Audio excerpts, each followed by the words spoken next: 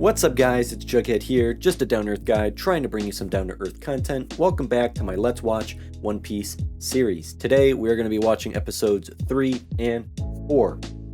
Now, my premiere to my Let's Watch One Piece series, we watched episodes 1 and 2, and in my discussion I said that these two episodes were probably, confidently, some of the best two introductory episodes to a series I've ever experienced, anime and live action outside of the genre. I was very pleasantly impressed, surprised, and entertained and engaged. It was just a very good experience that you usually don't get to accumulate a good cast of characters right off the bat, learn about them as people, their morals, their ethics, their philosophies, their ideals, kind of get inside their heads a bit. The world expands at a steady pace, and I feel comfortable on my footing. I have solid ground under my feet as we progress further. And a lot of anime and a lot of TV shows failed to do that. You know, some shows start off really slow. Some shows start off way too fast, or even it's a good pacing, but it's just entirely confusing. And I just feel very comfortable and confident with a show like One Piece. And what a surprise, being one of the big three, one of the most revered anime of all time. Can't be too shocked that I think this way. So I've just been very eager and excited to continue along this journey with y'all. So without any further talking much, we're going to get into episode 3 and 4 here. Episode 2 is the cliffhanger of Luffy jumping in front of the firing squad of bullets, absorbing them, the rubber person that he is. Literally, the guy is bulletproof. Blew my mind. So saved Zoro and Koby in that moment. You know Zoro's going to respect that and hold Luffy to high regard. And Zoro, he got his swords back. He's going to be set free by Koby. It's going to be Luffy versus Captain Morgan, Zoro versus Captain Morgan, a 2v1. What's about to happen? I'm excited, but I'm looking forward to seeing if Zoro is going to say yes or no immediately to coming aboard Luffy's ship that he does not own, except for that tiny little crappy sailboat he floated in on to the island in episode 2. So with that out of the way, let's get into episode 3 right now, episode 4 after. So let's watch One Piece, episode 3, Morgan versus Luffy. Who's this mysterious young girl? So it seems it will be Morgan versus Luffy, and we might actually get a name or more information about that young red-headed girl that we saw in episode 1 and episode 2, but she's been a mystery. She's been lurking in the shadows and in the background thus far. So, 2 interesting plot points we're going to be getting. But with that out of the way, in 3, 2, 1, let's watch, shall we? Picking up where we left off. Firing squad pointed straight at Koby and Zoro. Luffy about to come out of the air, swords in hand, absorbing them bullets. Where is he? There he is. There's our boy. Pew pew pew! And like a Goku. Luffy's son! So his nickname is Straw Hat. Rubber person is OP. There's the swords. Just like a Goku. I remember watching Dragon Ball for the first time in the early episodes and seeing him be bulletproof. I was like, what the hell is going on? Because it didn't explain how he's bulletproof. Like, just because you're a Saiyan and not of this world doesn't make you bulletproof. This at least explains, okay, he's a rubber person. He can absorb because he ate some forbidden fruit.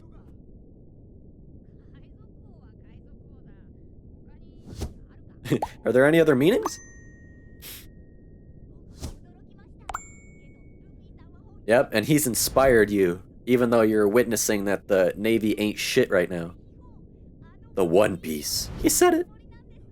It's always amazing when they say the title. Here's your swords. Not just 2, but 3. They're all mine. 3-sword style.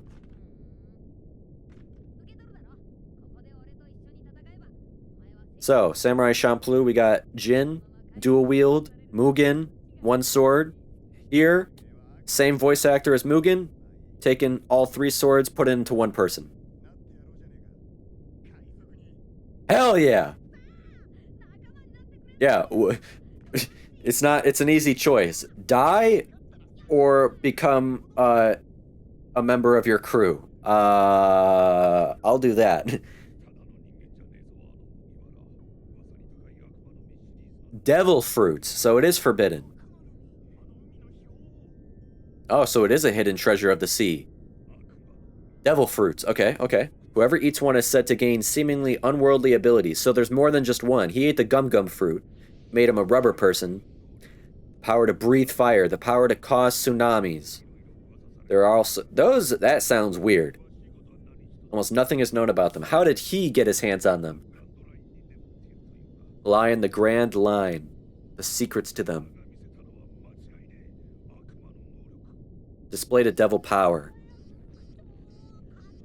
So, is there 1 fruit or multiple fruit? And he just ate one that made him a rubber person? Or he ate just 1 singular fruit, and the only power he is aware of so far is the fact that he is like rubber? That is what I'm confused by. Will he be able to breathe fire, or is he just like a rubber person? And that's just the 1 fruit he ate so far. And if he eats the other fruit, he'll gain those powers as well. That'll be interesting. Oh, shit. Sword in the mouth. I was gonna be like, how are you wielding 3 swords at once?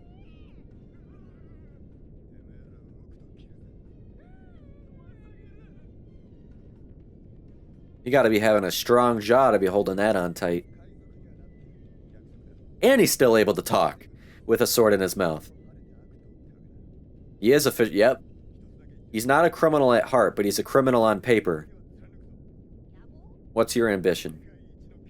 Be the world's greatest. See, I love that we're getting everybody's motives and drives and aspirations right off the bat. It really helps you understand a character. Him wants to obtain One Piece, be the pirate king. Koby wants to serve a greater purpose and serve justice. Wanted to be in the Navy, wanted to be a Marine. We don't know how that's going to end up now. Him, he wants to be the world's greatest swordsman. And he's a man of honor. All of them are. Gum whip. Flying leg kick. But yeah, that's going to be really interesting. Like I said, are there multiple different fruit? Okay, I ate the gum fruit. The gum fruit is one of many devil fruit.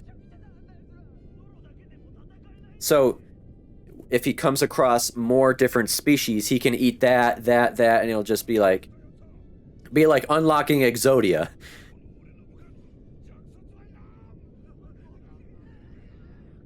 I have no use for weak soldiers. So, Zoro's not even going to get a chance to fight. It's going to be all Luffy versus Captain Morgan. Yep, see, crush this Navy. This isn't the Navy he knows and loves. It's not the Navy he wanted to serve under, to dish justice and bring peace. I am Navy Captain Axehand Morgan. See, I love guy who doesn't take himself too care. Nice to meet you, man. I love Kobe's expressions. Oh! Critical hit. Can the axe even pierce him? I want to see. He's having fun with it. He's having fun. This is playground stuff.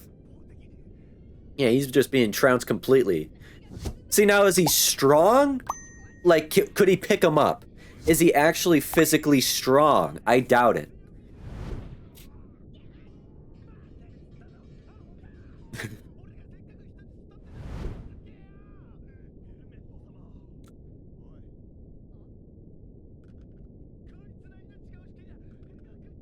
What you gonna do? Not with them shaky hands. You put a gun up to my friend's face? Oh, I wouldn't... I'd be so traumatized. I have a gun to my head and the guy who can save me is smiling. I gotta get Krillin's voice, Krillin's face and image out of my head.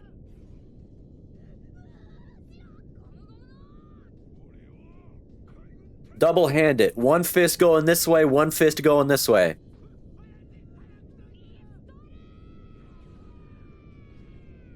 Oh! Yep. It doesn't break the hat, though? It doesn't pierce the hat? Oh! I didn't see Zoro came up out of nowhere. Hell yeah. That's his new captain. He's dead. These guys are insane!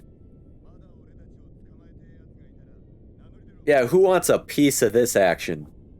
Who's about that smoke? Nobody. They even throwing the hats in the air.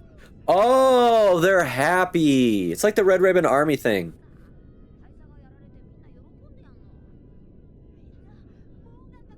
Yep, it was like I said in my discussion last episode, it was like a dictatorship. You had to follow orders under him, or else you're gonna die? Like, just like him. I'll be a member of your crew because it means I don't die. They'll serve under a dictator because it means they won't die. So, he's a hero for them as well. Now, maybe Koby can realize, okay, the Navy is good. It just takes one bad apple, you know, to ruin the whole batch. Just takes a little bit of salt instead of sugar to ruin that whole pie. But now that it's gone, that apple with the worm in it, now that it's gone, now they can be a symbol for peace and justice once more, and Koby can have respect for them and probably wish to pursue that once more. But what will that mean? Oh, a chart for the Grand Line. That's where the fruit are. That's where the devil fruit are. Oh. Damn. It's been stolen. Captain Buggy. The man known as Buggy the Immortal. A new antagonist. Or friendly, I don't know. As we know, the morals can kind of be switched up a bit. Because if you're a hunter, I mean, not a hunter, if you're a pirate, you're technically a criminal on paper. But, as we've seen from Luffy, you can be a decent human being. You can be a good person. Will Zoro, Luffy, and Koby all still be considered criminals or no?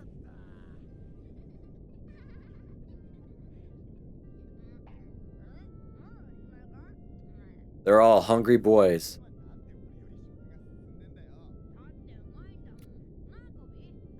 Because the antagonist of these old animes always gotta have huge appetites. Goku, Naruto, Luffy.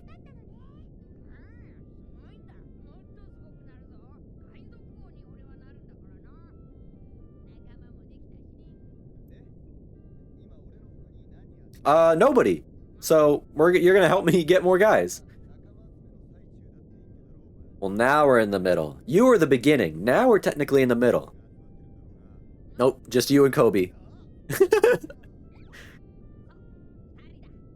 What about Koby? Is Koby gonna stay with the Navy now? I like Koby. I want him to stay. Dog taking a nice piss on it.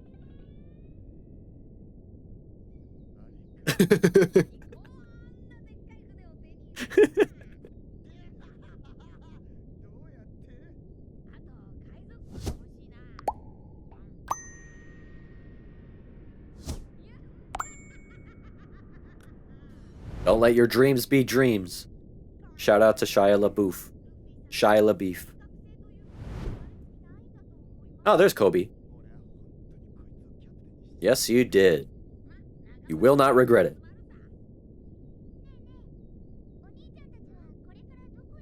Go search for that Grand Line.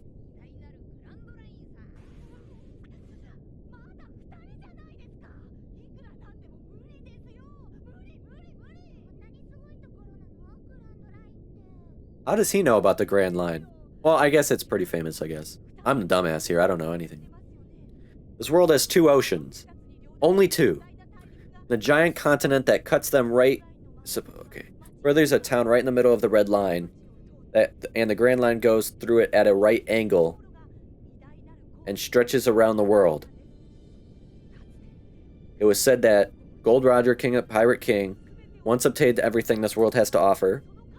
Before he died, he said he left a great One Piece treasure there.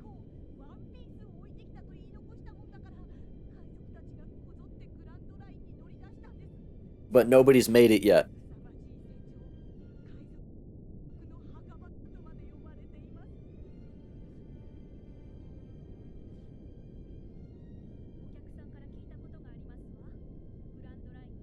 Whoever enters the Grand Line never comes out alive. Well, that would make sense, or else somebody would have the treasure already. So over 1,000 episodes, are they just trying to get there? And 1,000 episodes later, they still haven't gotten there, or what?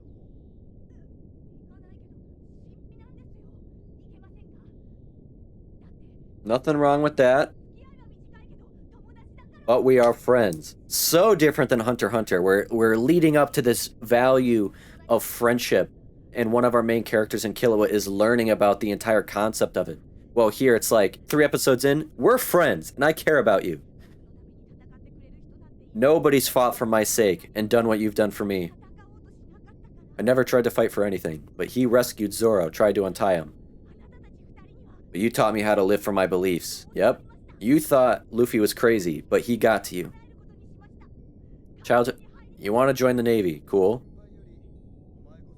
So how are you going to go and do that?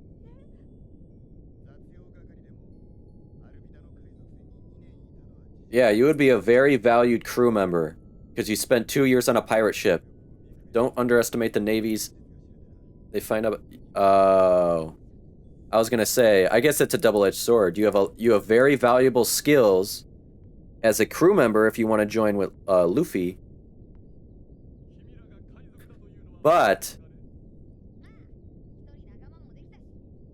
you are technically a pirate. You can't just join the Navy with a resume like that. But you gotta...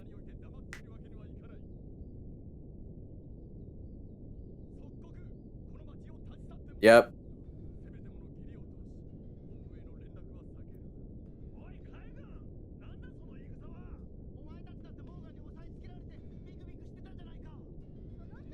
But we're still the Navy at the end of the day. It's like, as conflicted as you are, you have to uphold certain standards like that. You have to understand. I respect him being so honest, like, hey, yep, we're pirates.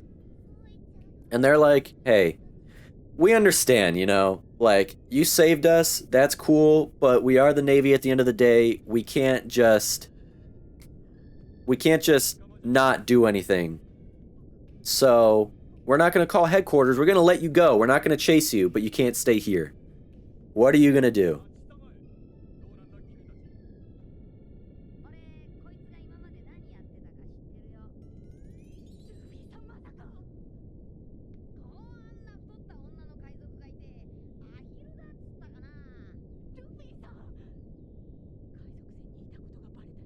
No, he's gonna give him a good word. And this kid...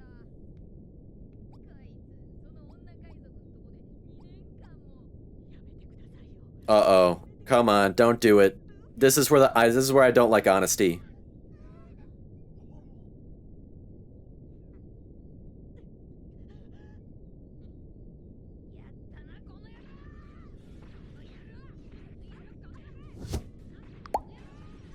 So is it gonna look good or bad that you're punching up on a pirate? They're kicking Koby out.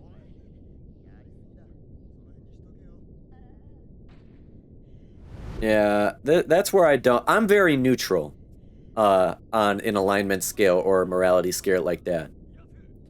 I would lie like that. Because I think it's for better.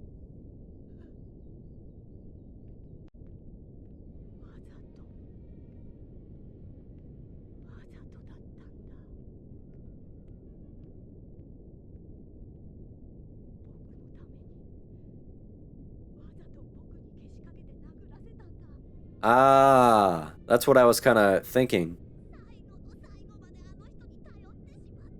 Even in the end, he had to rely on Luffy's help. Nothing has changed. He couldn't fight for himself.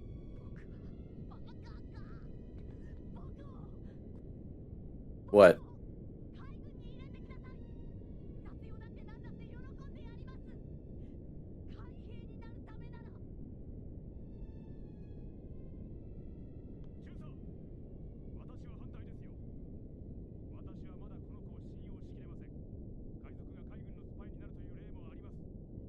Uh-oh, what's gonna go on? What's happening?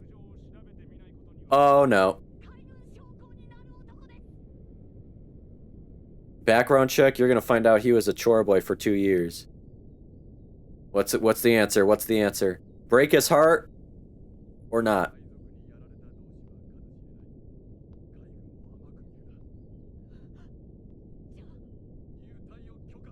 Oh! So we're never gonna see Koby again? We're not gonna see him again? Damn. Or we probably will, but not for a while. Might see him on the high seas somewhere, but that's a bummer. I liked Koby.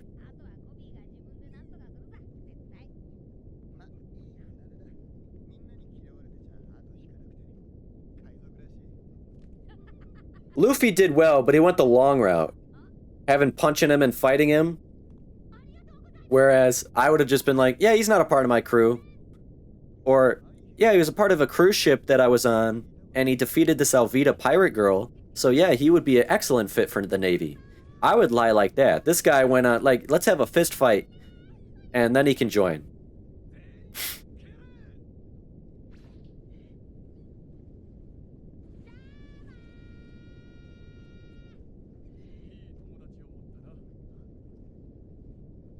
Yep, a friend that you won't have no more.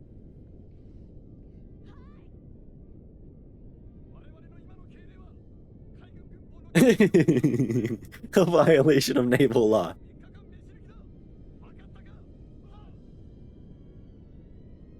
I'd rather be with my... I don't know. That's a conflict. That's the whole philosophy behind this, right? What are you willing to sacrifice? Your friendship? Giving up a close friendship like that for your dreams? It's like if you get a really good job offer, like your dream job in another state and you have to move, but you're in a relationship with someone or you don't want to leave your friends, what do? Him is like, especially when it's divided. I'm a Navyman, I'm a Navy sailor, you're a pirate, we're divided at odds. 2 parallel lines or perpendicular lines. I don't know what the better metaphor would be. But I hope we meet again someday. Even though it will be technically as not enemies, but adversaries or something.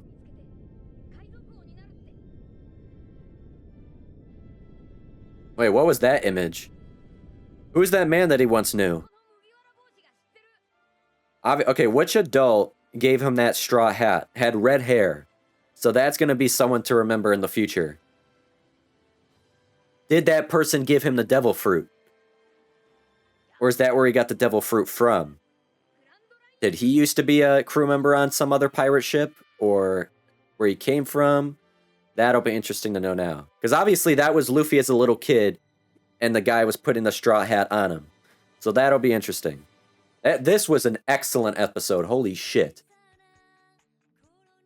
So, moving on to episode 4, Luffy's Past, the Red-Haired Shanks Appear. Episode 4, and we're already getting some of our main protagonists' past. Think of all the other anime you've watched. I'll think of mine. Of things like Hunter x Hunter, Naruto, Dragon Ball Z, Mob, Jujutsu Kaisen. Episode 4 out of 1,000. And albeit they didn't expect it to go 1,000 episodes right at the very beginning of this when the series first existed. 4 episodes, we're already getting an episode diving into some of our main protagonists' past. I find that very impressive and exciting. I really like that because a lot of shows take forever and a day to actually start doing flashbacks or going into someone's past because they have so much to tell in the present. And I like when it's a non-linear storytelling story. You can go back, you can go present, and just, I'm looking forward to it. No more talking. Episode 4, Luffy's past, the Red-Haired Shanks appear in 3, 2, 1. Let's watch, shall we? Who is this? Nice little treasure. Nice big haul today. Oh, Buggy-sama won't be mad at us now that we got all this. Okay. That's the guy who stole the map to the Grand Line. So we know that's his symbol, or sigil, or emblem, or whatever the hell you want to call it. I always get those terms mixed up. So that's our mysterious redheaded girl that we've seen in every single episode so far. Last episode, I just heard her voice for the first time. I have still no idea what her name is. Oh, she's good. She's good. She saw their ship, pretended to be asleep, gonna pretend to be the innocent little girl, and is about to beat their asses and take their treasure, put it on her ship. If that doesn't happen, I'm gonna be surely disappointed. It better happen, because I already know she's a badass bitch. They all got in her ship, fucked them up. Let's see it happen. Yep. Taking their ship. I knew it. Badass bitch. Who couldn't do this? Fucking Sakura. Nobara? Her. 2 bad bitches I love right now. Sakura could never.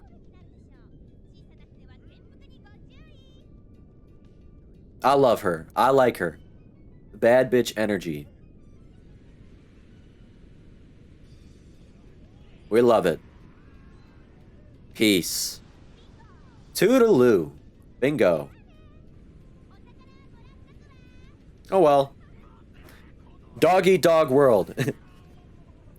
And you got 8 by the sea. Luffy's past. Enter Red-Haired Shanks. I have no idea what a Red-Haired Shank is, so we'll learn about that. I'm still sad Koby's gone for now. Whenever we meet him again someday. That's exactly how I feel with Zushi and Wing in Hunter x Hunter right now. But I don't expect to see them anytime soon, if ever.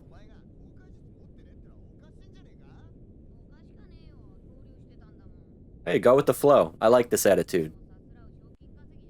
Yeah, who are you talking? Shouldn't you be able to?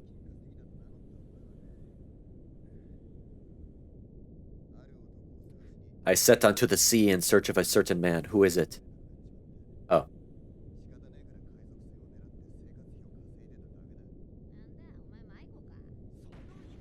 So you're both lost. Physically and pretty emotionally, mentally, psychologically.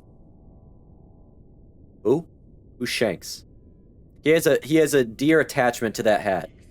Ah, there we go. That's the guy I saw at the end of the last episode. That bestowed that hat onto him. So he has a great attachment to it. Luffy, I can't give this even to you. You have it somehow, though. He can't lose that for the life of him.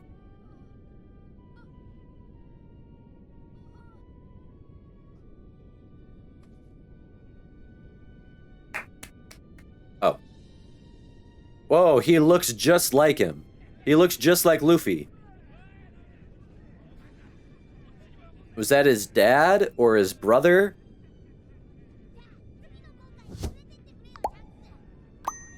Oh, Shanks is his name. I thought Shanks was like a people or something.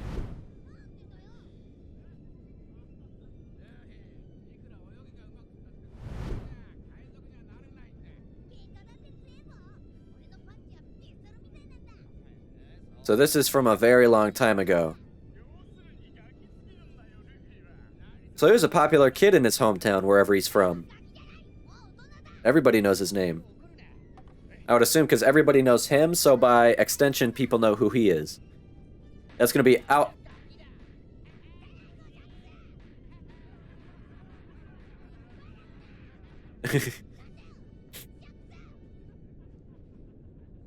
What's up, Ma? I like the green hair. Who you be? Uh-oh.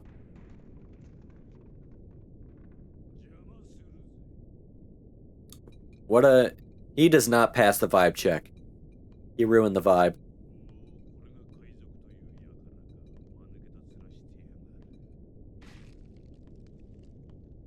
Pretty rude.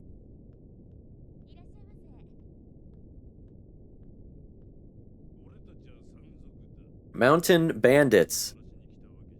Well, you fucking broke the door off, so... Pretty unnecessary.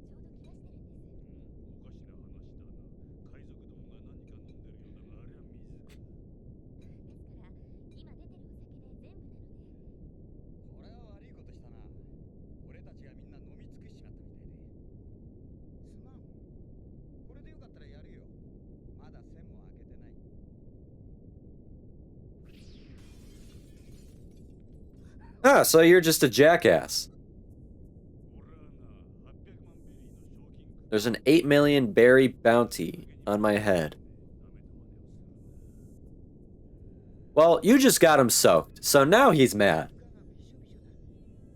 And a perfectly good bottle of drink. I like him. He's a good guy. He seems like a decent guy. I like an intimidating guy, has scars on his face, the red hair is kind of intimidating. Kind of edgy look, but he's a good guy. I like people like that.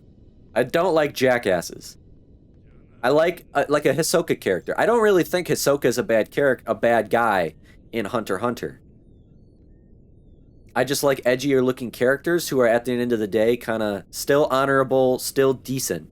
Exactly why I like a Zoro.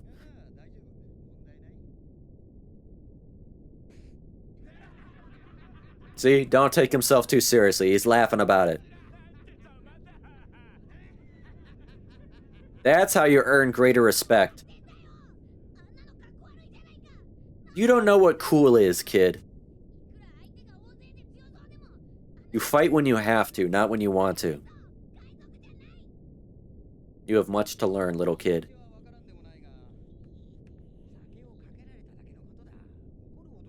Yeah, nothing worth almost getting killed for.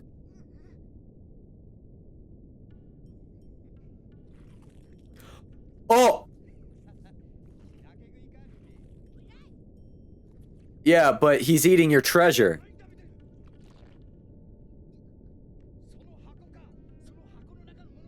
Now he's pissed. That's the devil fruit. So it originally came from him.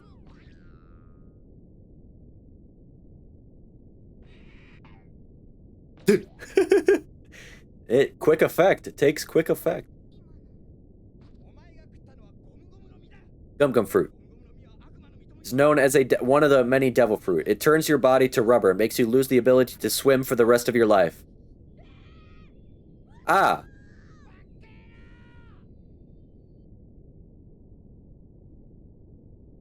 Well, that's great. Now it's a ghost town. Whole place destroyed, deserted.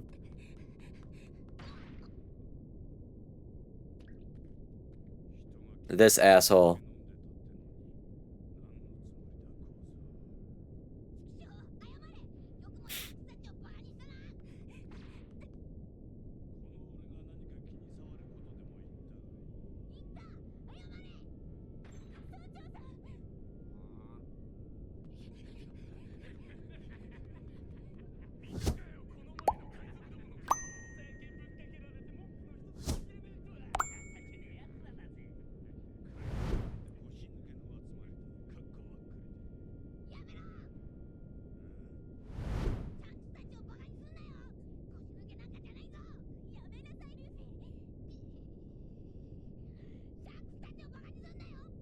Oh, man. I love a kid. I love him for speaking his mind and standing up for what he believes in, but sometimes you gotta watch your mouth.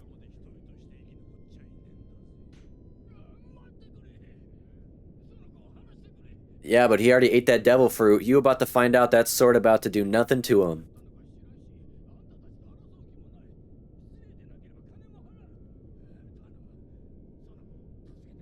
No.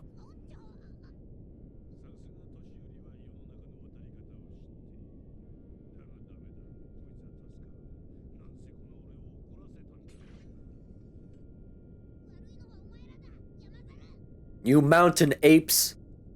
Now you pissed him off. Let's see that. Oh! There he is in the back.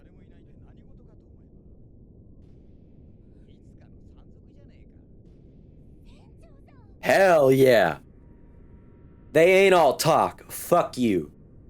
All talk my ass. No, we walk the walk, boy.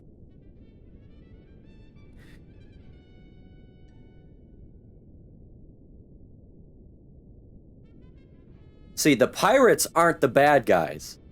This is what this show is teaching you. Don't judge books by their covers. Don't judge men by their occupations. Judge men by their character. Don't judge them by their labels. I had a whole long, hour-plus long discussion about the concept of labels in my episode 37 discussion of Hunter x Hunter.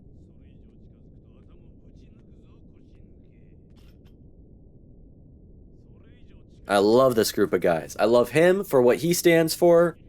I love his attitude, his demeanor, his character. Great role model for Luffy. You're holding a weapon of death. Put your own life on the line. Those aren't for threatening people. Those are for killing people.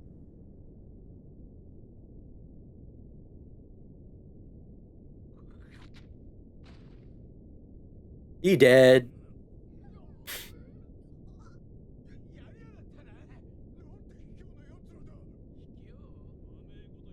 Yeah, fighting dirty my ass. Yeah, we're dealing with pirates here. You expect us to be saints? We got everything to do with this.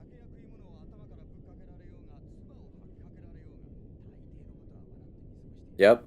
Most of the time I just laugh and shake, and I love a person who does that. Just shake it off. Don't take things too seriously. But you're hurting one of my friends, someone I care about, and that shit I won't stand for. I love that.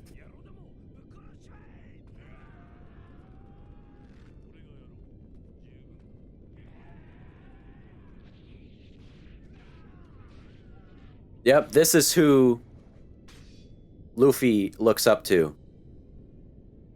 Shanks with this fantastic crew of his. And this is what Luffy wants for his own.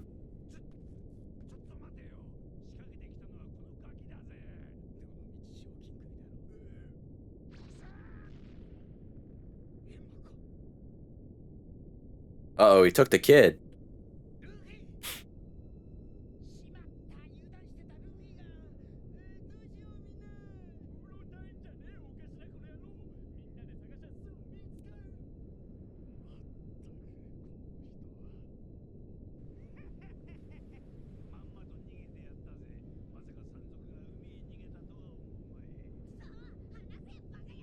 Oh, he can't swim. He might be fucked.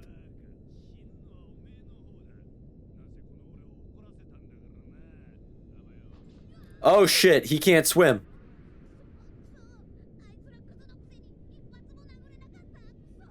Grab on the something, dude. Grab the boat. You can't swim.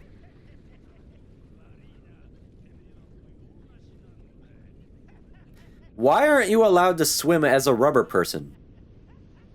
Rubber floats. Oh shit, what the fuck is that? Holy shit. Oh, fuck that. Fuck that. What the hell? Where the hell did he come from? This guy's a god. This is who you need in your life. We all need a Shanks. Oh, is he working with him or what? Or no? Oh, no, never mind. I thought he was gonna be like Shanks' pet or something. Yeah, when you need to flip that switch like him, fucking, he's scaring a Loch Ness monster away. Yeah. Shanks can flip that switch. You don't need to be serious all the time, but there are times when you do need to be serious.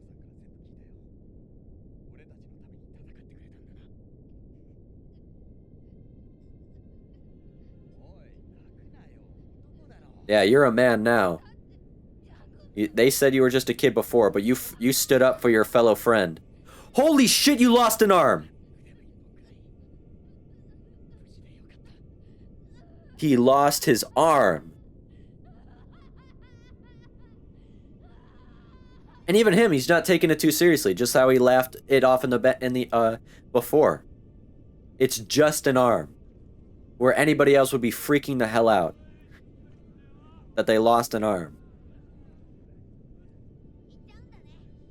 But I guess then what's worse, losing your friend or losing an arm? Hey, if anything, you look cooler now.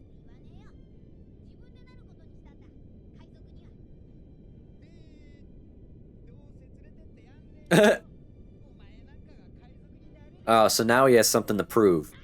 Or he's saying that on purpose because he knows that'll instill that determination in him. Kind of like I feel like that's what Ging does to Gon.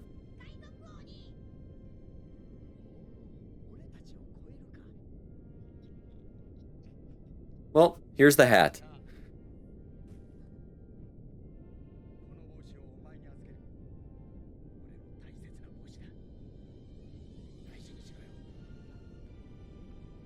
Now you were worthy to have the hat.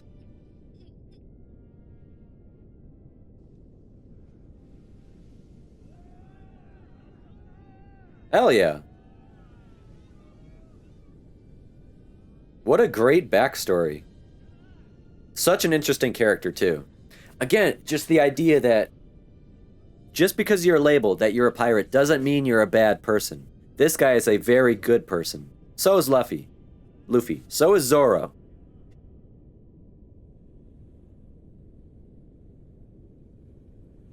That's a role model character right there.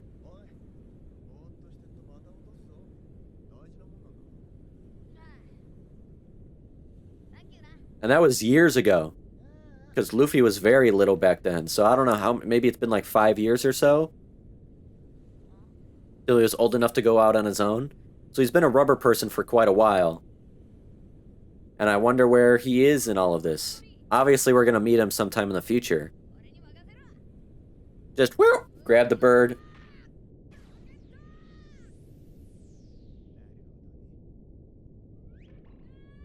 Oh, that bird's fucking huge.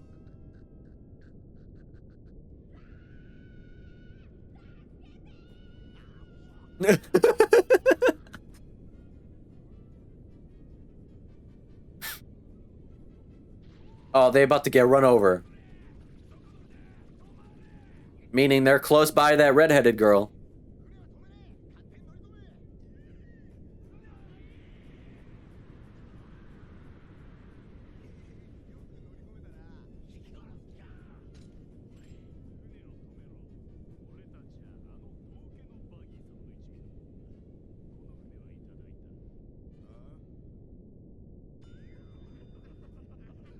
Yeah, you didn't realize this was not just any old fuck. This was Zoro, pirate hunter.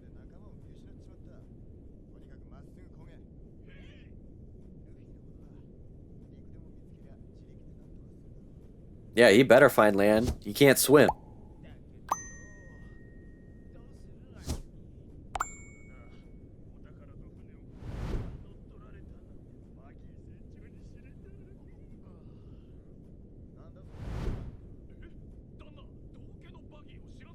Why would you call yourself Buggy the Clown? Oh, he's eating one of the devil fruits. Hell yeah. What devil fruit did he eat?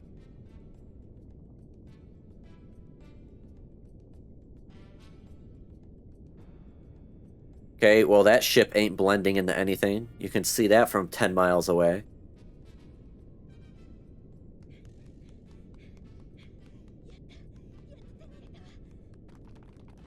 Oh, did she actually steal it from Buggy? Dude, this girl is a badass. She is cool as hell. She's accomplished more in 2 goddamn episodes than Sakura has done in 90 that I've watched so far. Oh, wow. All paths converge.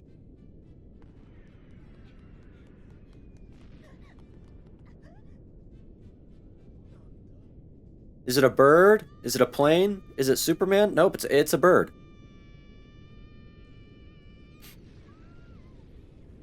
Hey, how you doing? Want to join my crew? And he's gonna be alive.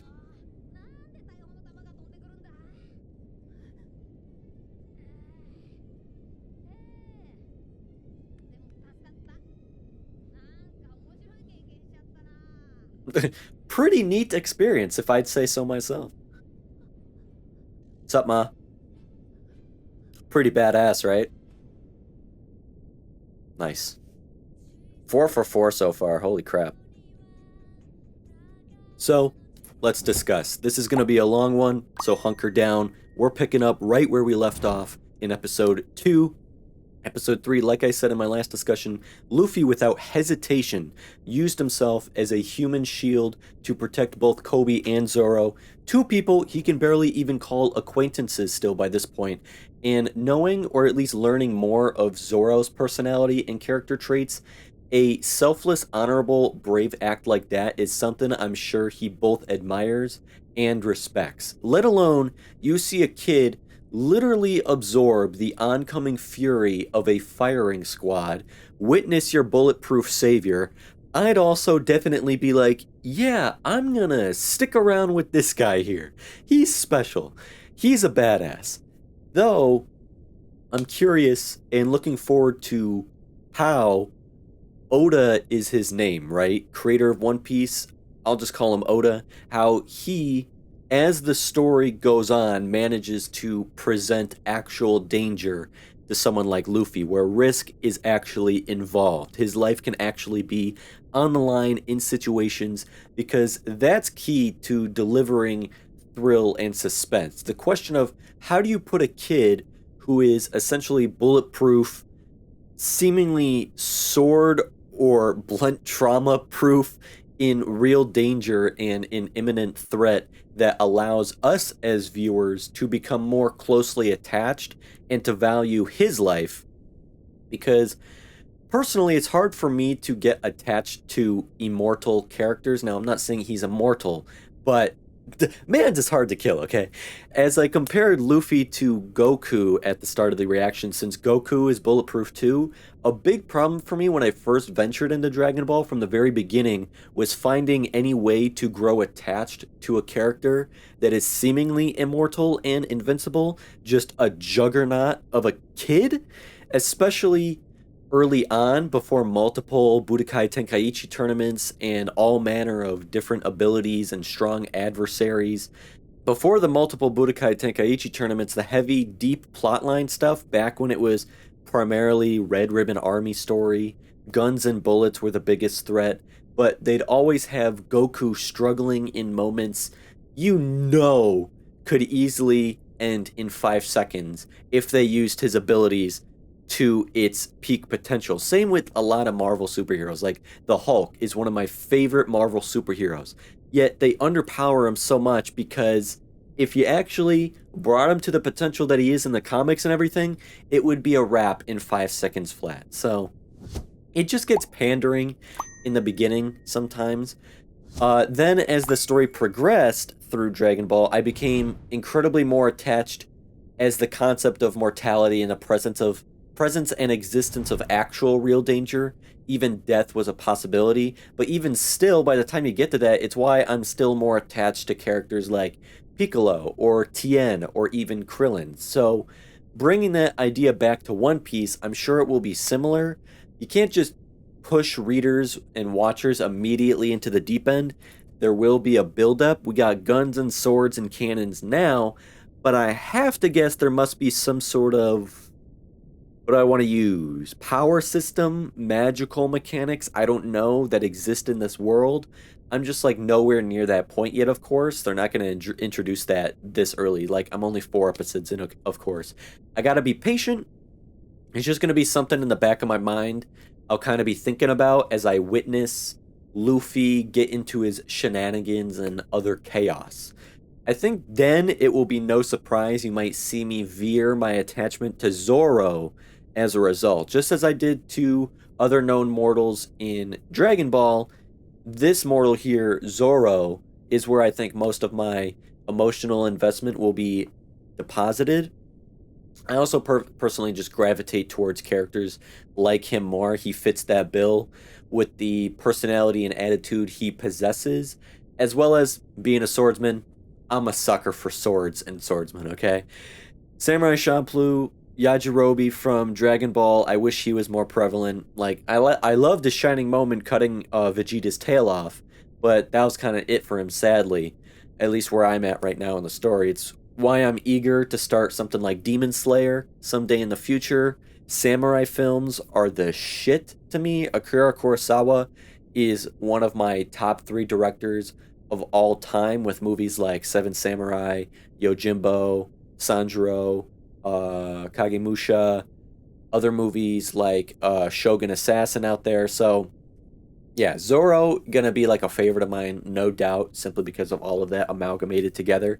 He looks the part, his voice sounds the part, he acts the part, he wields the weapons I love. Altogether, just a character I'm just gonna grow attached to, very much so. And it's like, dude, right off the bat, not even 5 minutes in, Zoro kicks it off in style, showing off his skills with the blade. Or should I say blades, not 2, but 3. Rocking a sword in the goddamn mouth just for good measure. The 3-sword style, he calls it. Like, where the hell did you go to school to learn this technique? Or is this just a niche, self-taught Zoro exclusive style? First off, I love the outlook for him, or from him. Just like, you know what? Fuck it. If it means otherwise dying here today, which I've vowed I cannot and will not, then I guess that means sure. Hell yeah. I'll be your pirate. I'll be your ally. Just get me free, get me the hell out of here, and we'll army of 2 these bastards. We see our 3 protags get swarmed by Navy men with swords, and at the very last second, bam!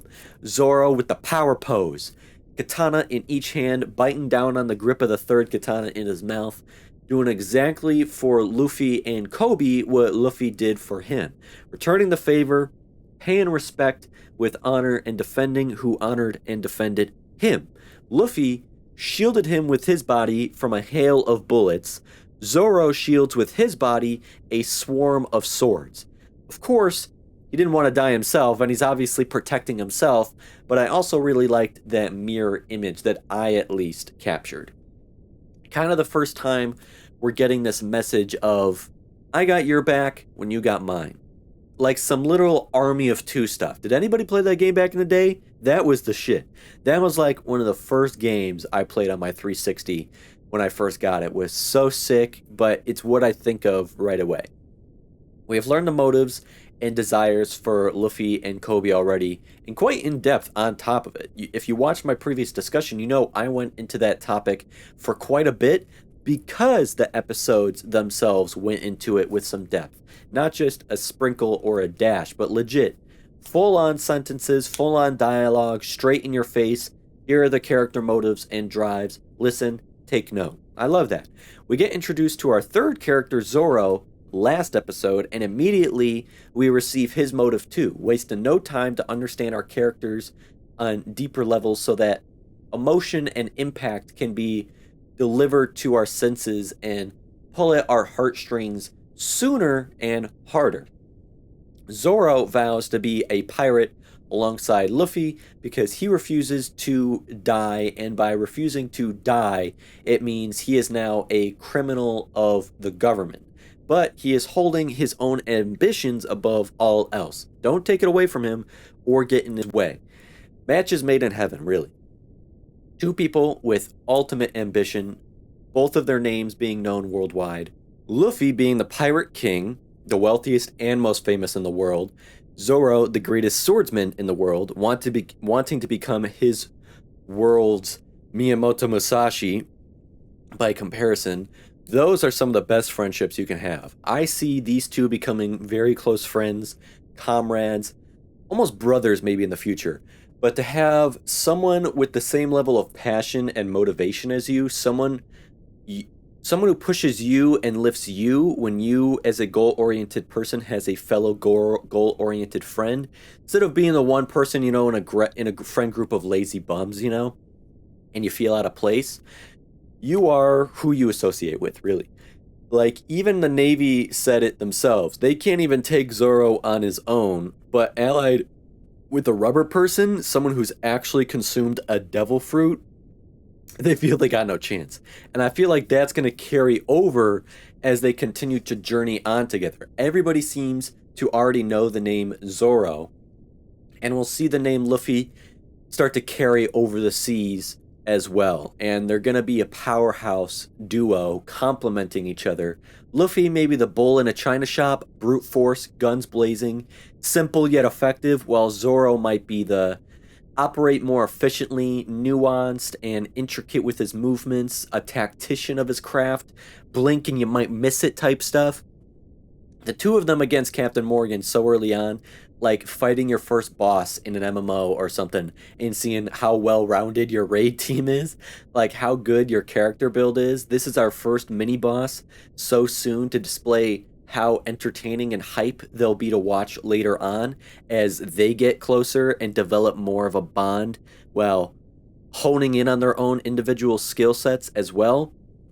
Considering these two have only just met and already playing off each other with some chemistry, backing each other up, witnessing their personalities, you see Zoro getting ready to take Morgan on, maybe planning a strategy in his head before moving. Think before you act. But Luffy is act before thinking, or act without thinking at all. He's already charging like a bull right towards him, blocks his ginormous axe hand with his own hand. Like, what the hell?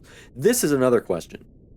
Is Luffy actually strong, or is that just, like, is he naturally strong, or did he gain strength as well? Like, he's able to go up against this big guy, but I can't imagine just being a rubber person doesn't make you strong. Like, could he pick that guy up and throw him?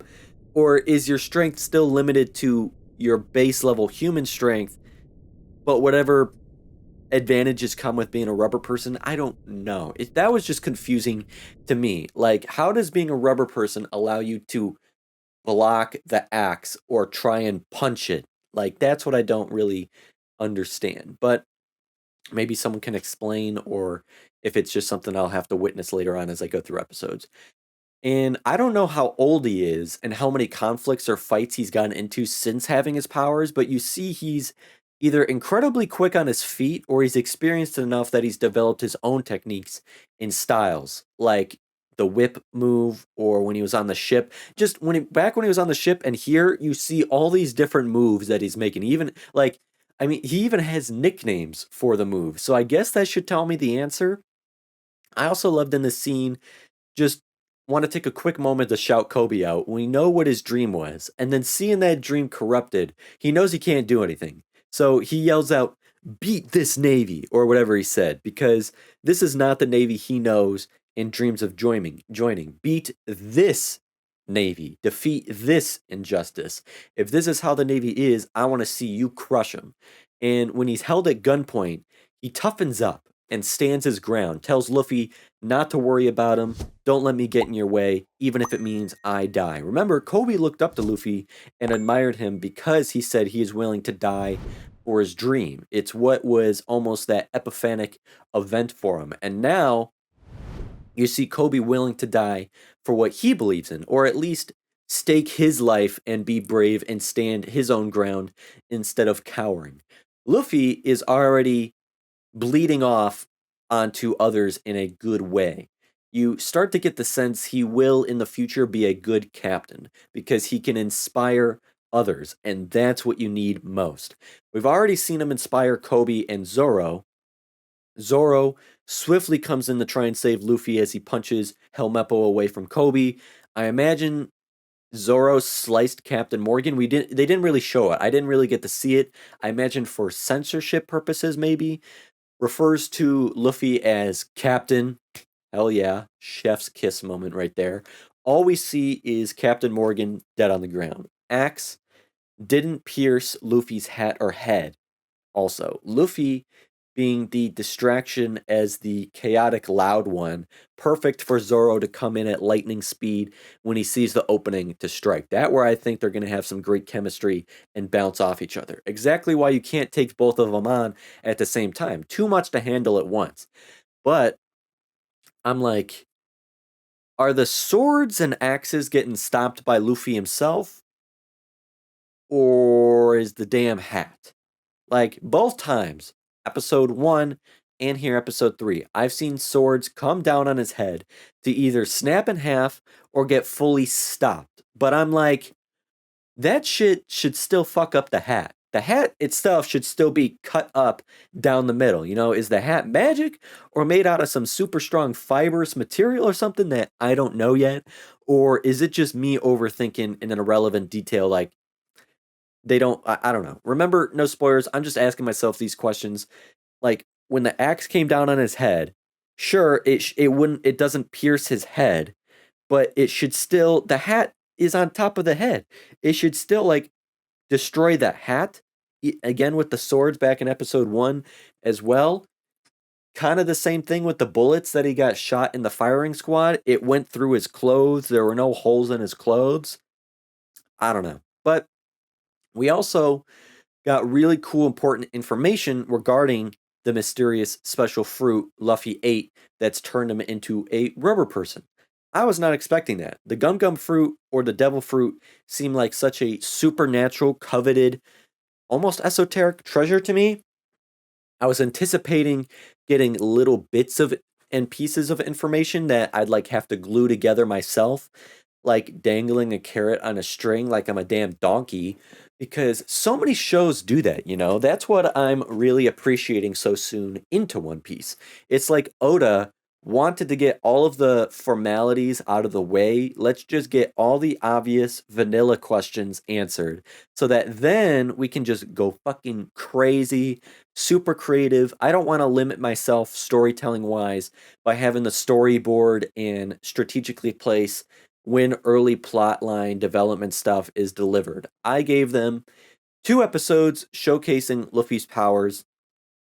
Let's immediately have episode 3 start getting into answering those obvious questions that arose from those 2 episodes that are going to be on people's minds so that even greater questions can fill up that space in their minds instead. And yeah, I know I'm saying episodes instead of chapters since I'm watching the anime, obviously. However, you can translate that over to manga when he originally wrote it, of course. Even someone like Captain Morgan, a leader in the Navy, you'd think he has seen many things and has immense knowledge in his lifetime out on the seas. He even calls them rumored devil fruits, meaning he's never physically come across them, seen them, touched them, etc., so they must be incredibly rare. They are apparently called the hidden treasures of the seas after all. So what is rare is also logically even more sought after, especially when whoever eats one is said to gain seemingly unworldly abilities. Like, well, say no more because y'all are witnessing it to be true right here. This kid got his hands on one. You just saw him absorb your bullets and dish them back out. I'd say that's pretty otherworldly. And apparently, just one of many in existence. There are apparently many types and almost nothing is known about them. So that's really cool. The gum gum fruit is only one of a handful or dozens or even more in existence. I couldn't really tell by the animation infographic, I guess you could say, that they showed. So I don't even know where his abilities stack up against other abilities. Captain Morgan mentioned the ability to like breathe fire, summon tsunamis. Damn, it's gonna have me wondering where Luffy ranks. Did he luck out with one of the best fruits? Or what bigger, more imposing fish are out there? That's what's so good about learning this information early on, straightforward, right to our faces. Instead of basic questions like, oh, what's the gum gum fruit? What is a devil fruit? Blah, blah, blah.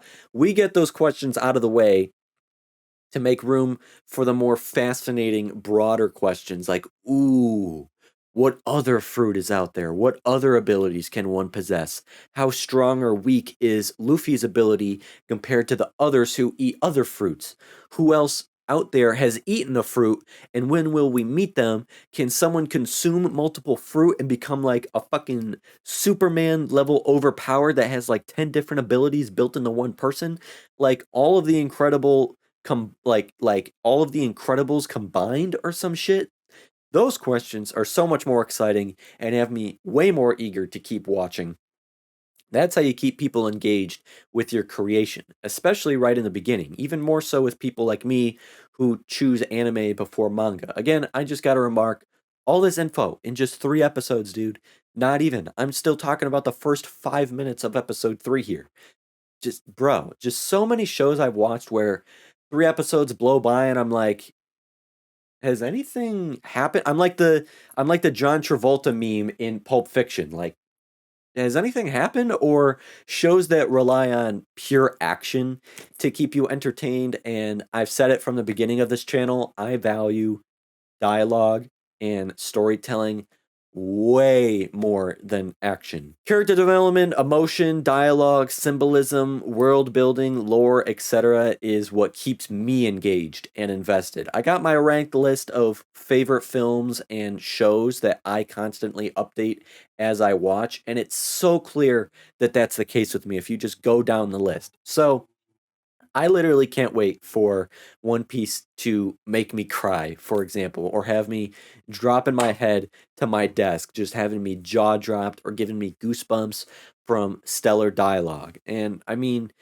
the length and depth of my discussions alone will show how engaged I am with the show, I think. Like our this discussion right here, I know is already going to be super long with just the amount of bullet points notes that I've made as I edited the reaction portion and then I come here. I already know the discussion's going to be long as hell. The secrets to the devil fruit apparently lie on the Grand Line, exactly where Luffy and everybody want to go. So is it safe to say the devil fruit are a part of the One Piece? And Luffy has the tiniest sliver of it even right now by already possessing one of the many devil powers, as they appear to call it, which sounds pretty badass. And like I said last episode, I don't know yet what devil fruit are out there that Oda created, but I love that he made sure to first create one that specifically and perfectly matched his creative vision for the personality he wanted his main protag to exhibit. And Luffy can't be any older than like 9 or 10, I imagine. He's got a loosey-goosey personality, go with the flow, spontaneous, malleable, adaptable. His personality traits perfectly blend and complement rubber-like abilities. It adds levity, whereas like fire-breathing abilities would be seemingly entirely out of place, at least to me. Just wanted to mention that. I really enjoyed the reaction from the Navy because of how unexpected it was. The quick flipping your emotions on its head. Because I hated the Navy. And then 30 seconds later, I'm like, oh, it all makes sense. The concept of the corrupt dictator. All it takes is one tyrant at the top to alter and damage the entire landscape beneath. The statue being erected of him should have been the clear sign to me, and the foreshadowing when the statue got knocked down, I should have maybe predicted what was going on or what was being foreshadowed. I was thinking too much of it being similar to like the Red Ribbon Army mini boss, like in Dragon Ball, and all the soldiers are actually loyal to him. Not the case here. Our faith in humanity is restored. Those who are meant to deliver justice and maintain peace can do so once again. All those people join the Navy for the same reasons Koby wants to. But just as Koby found himself where he didn't want to be under an evil person, Alvida, these soldiers were simply suffering from the same unfortunate circumstances. Sorry, I'm getting a random phone call. And what do you know? Okay, from New York. Who the hell do I know from New York? And what do you know? Luffy has rescued and delivered those from that evil. People do what they have to do to survive, and they got no other options. Sometimes it takes what seems like a savior or a miracle. Also looks like our still mystery girl is indeed also a pirate. She is searching for the Grand Line as well. That's why she was on the island to some Mission Impossible James Bond spy action. You got Luffy and Zoro causing all sorts of commotion. She'll take opportunity to her advantage and seeming expertise and infiltrate in silence. But apparently, a pirate captain known as Buggy the Immortal has managed to snatch it first. I keep forgetting or failing to realize the scope that everybody and their brother pretty much is out here chasing the same dream as Luffy. They want to reach the Grand Line. They want the One Piece. It's a rat race to the finish. And of course, you're going to have competition. I failed to realize that's obviously going to be a driving force and influence to crossing paths with so many different characters, which is going to be a chore for me because I'm awful with names. Some of those characters will be rivals and adversaries. Some of these will come to be friends and allies. And as we've already come to see as a theme in the beginning episodes, who you believe to be good can sometimes disappoint you. Those who you assume to be bad will pleasantly surprise you. Luffy and Zoro prove not all pirates and not all vigilantes or criminals are bad, and Morgan proved not all leaders and captains are good. The labels don't always match the person underneath. Reminds me of the Batman Begins quote I think of all the time. It's not who I am underneath, but what I do that defines me. It's not about who you are underneath the uniforms or the labels. It's about what you do. But what I can at least guess is this Buggy guy don't sound or look like he's so nice. Not looking forward to that first meeting. Also, let me get this straight. Or please help me get this straight without giving me spoilers. Just get me on the right track here, because let me tell you, maybe I'm a little dumb, but Koby did a shit job at explaining how the world looks, okay? That map made no damn sense to me, and the subtitles might as well not even have been there. Like, shit sounded and read like Japanese to me either way. Just shitty ass job explaining the geography of the world, so please give me a helping hand here. I don't want to call it the Earth, so I'll just call it the world. So you have the world, a spherical planet, I assume like all planets are. As poorly described, the world consists of only 2 oceans. Obviously, the planet is covered by water, but geographically speaking, the landmass apparently exists as one singular giant fucking long ass continent that I guess just wraps around the globe like a ring. Therefore, the body of water gets split into 2 down the middle to form 2 oceans. And then those probably get split further down into like smaller names, just like we do with like Gulf of Mexico, Yellow Sea, Mediterranean Sea. The continent is specifically called the Red Line, the line of islands and large bodies of land stitched together that form this line encircling the world. There is supposedly a town somewhere on this continent located where the Grand Line and the Red Line intersect at exactly a right angle, or 90 degrees, where Gold Roger, the previous Pirate King, left the great treasure of One Piece. So, both lines span across the entire globe. I'm a very visual person. I have a photographic memory and I draw everything in my head. So simply put, you have a sphere, the world. The continent of Red Line runs vertically, or let me use the correct vernacular here, longitudinally. And for the Grand Line to intersect exactly 90 degrees, this is the red line, it must mean the Grand Line runs exactly horizontally or latitudinally around the globe. So that point where X and Y axis intersect is where One Piece is. So the Grand Line is an ocean current or what? It's called a graveyard and a battleground, and you see all these ships. And considering this is a pirate themed story, much takes place on the high seas. So while the red line is land, I have to assume the Grand Line is some special part of the ocean or sea current or body of water within the main oceans that just literally forms a grand line. That's what makes it so dangerous to travel to or through. Some Bermuda Triangle action, Davy Jones locker type stuff, maelstroms like in Pirates of the Caribbean at World's End we're looking at here. I don't know. So where you want to go exactly is travel along that grand line until you find a town on that line because that's where One Piece must be. Do I have that correct? I need to at least understand the geography of what the hell the world I'm being immersed in. Like, ball, red line, grand line, grand line, scary, hard, full of death, town, in the middle, X marks the spot, treasure.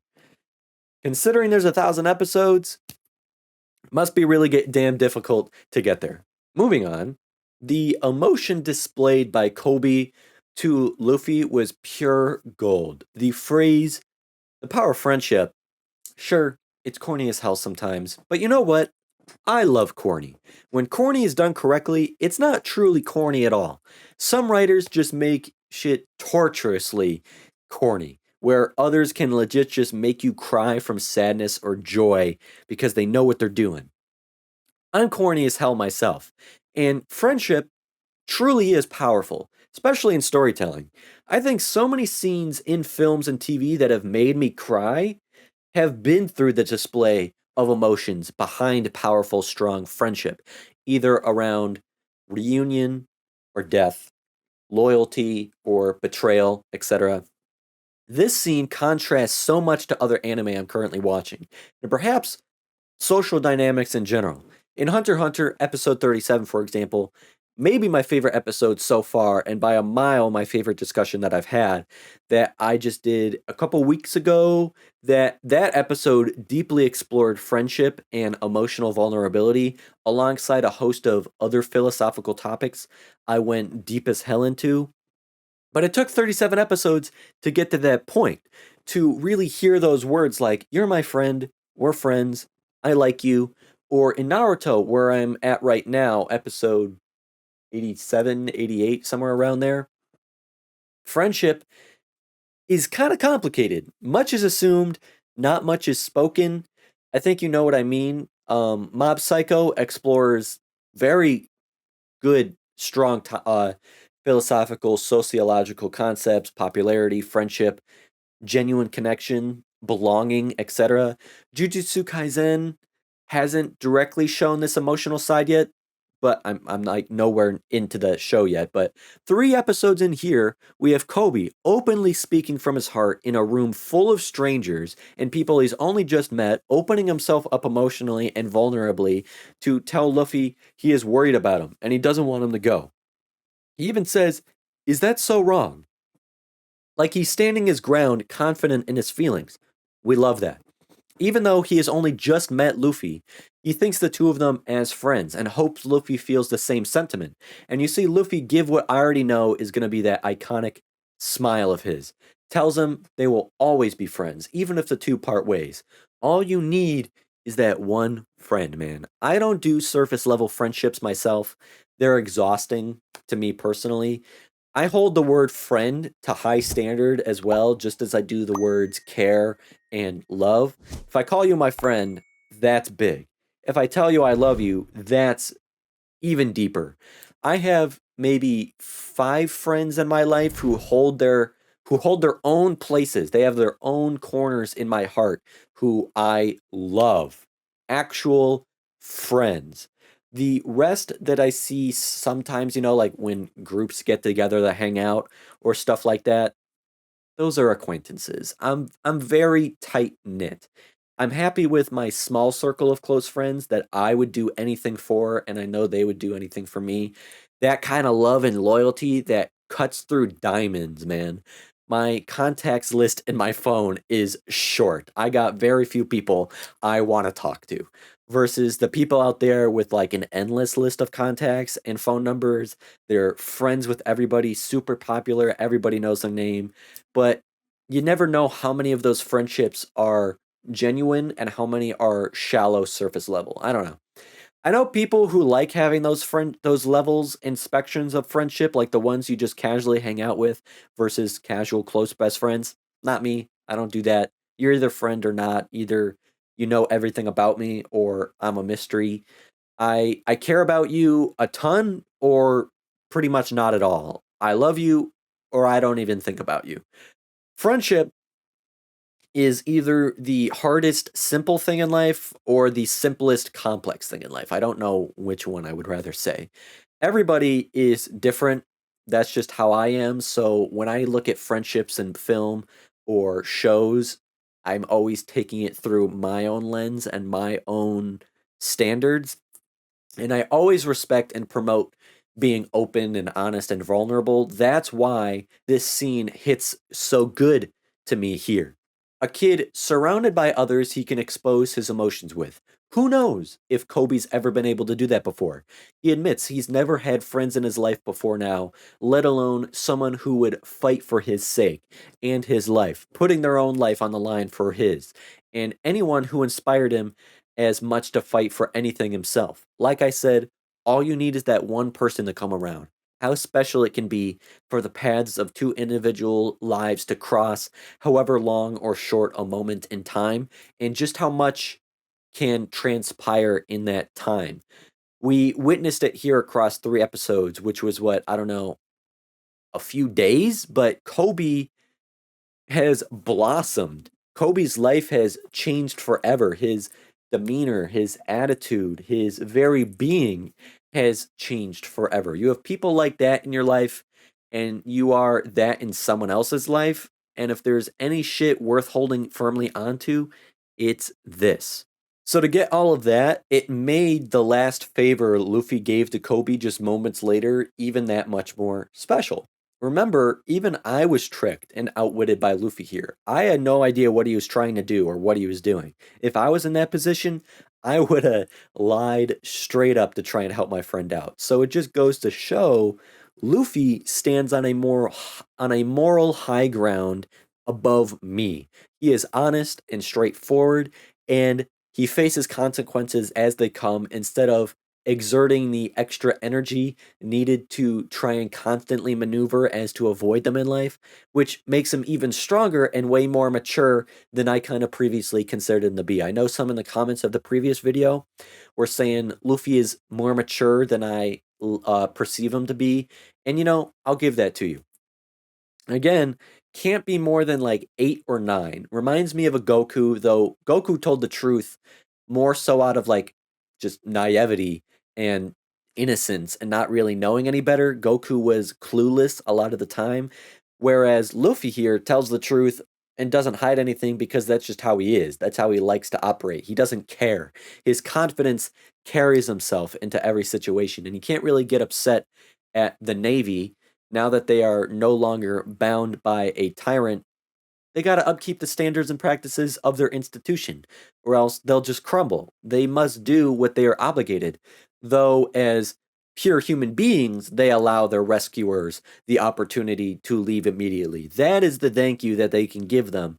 That's as far as they can go. They will still observe you as pirates. You are still technically an enemy of the state, but we can give you a head start. We can let you go your own way, and whatever happens out on the seas is now your problem. Like, it would again go against what someone like Koby sees in the Navy, upholding those values and that discipline. This is the only tolerance we will give you.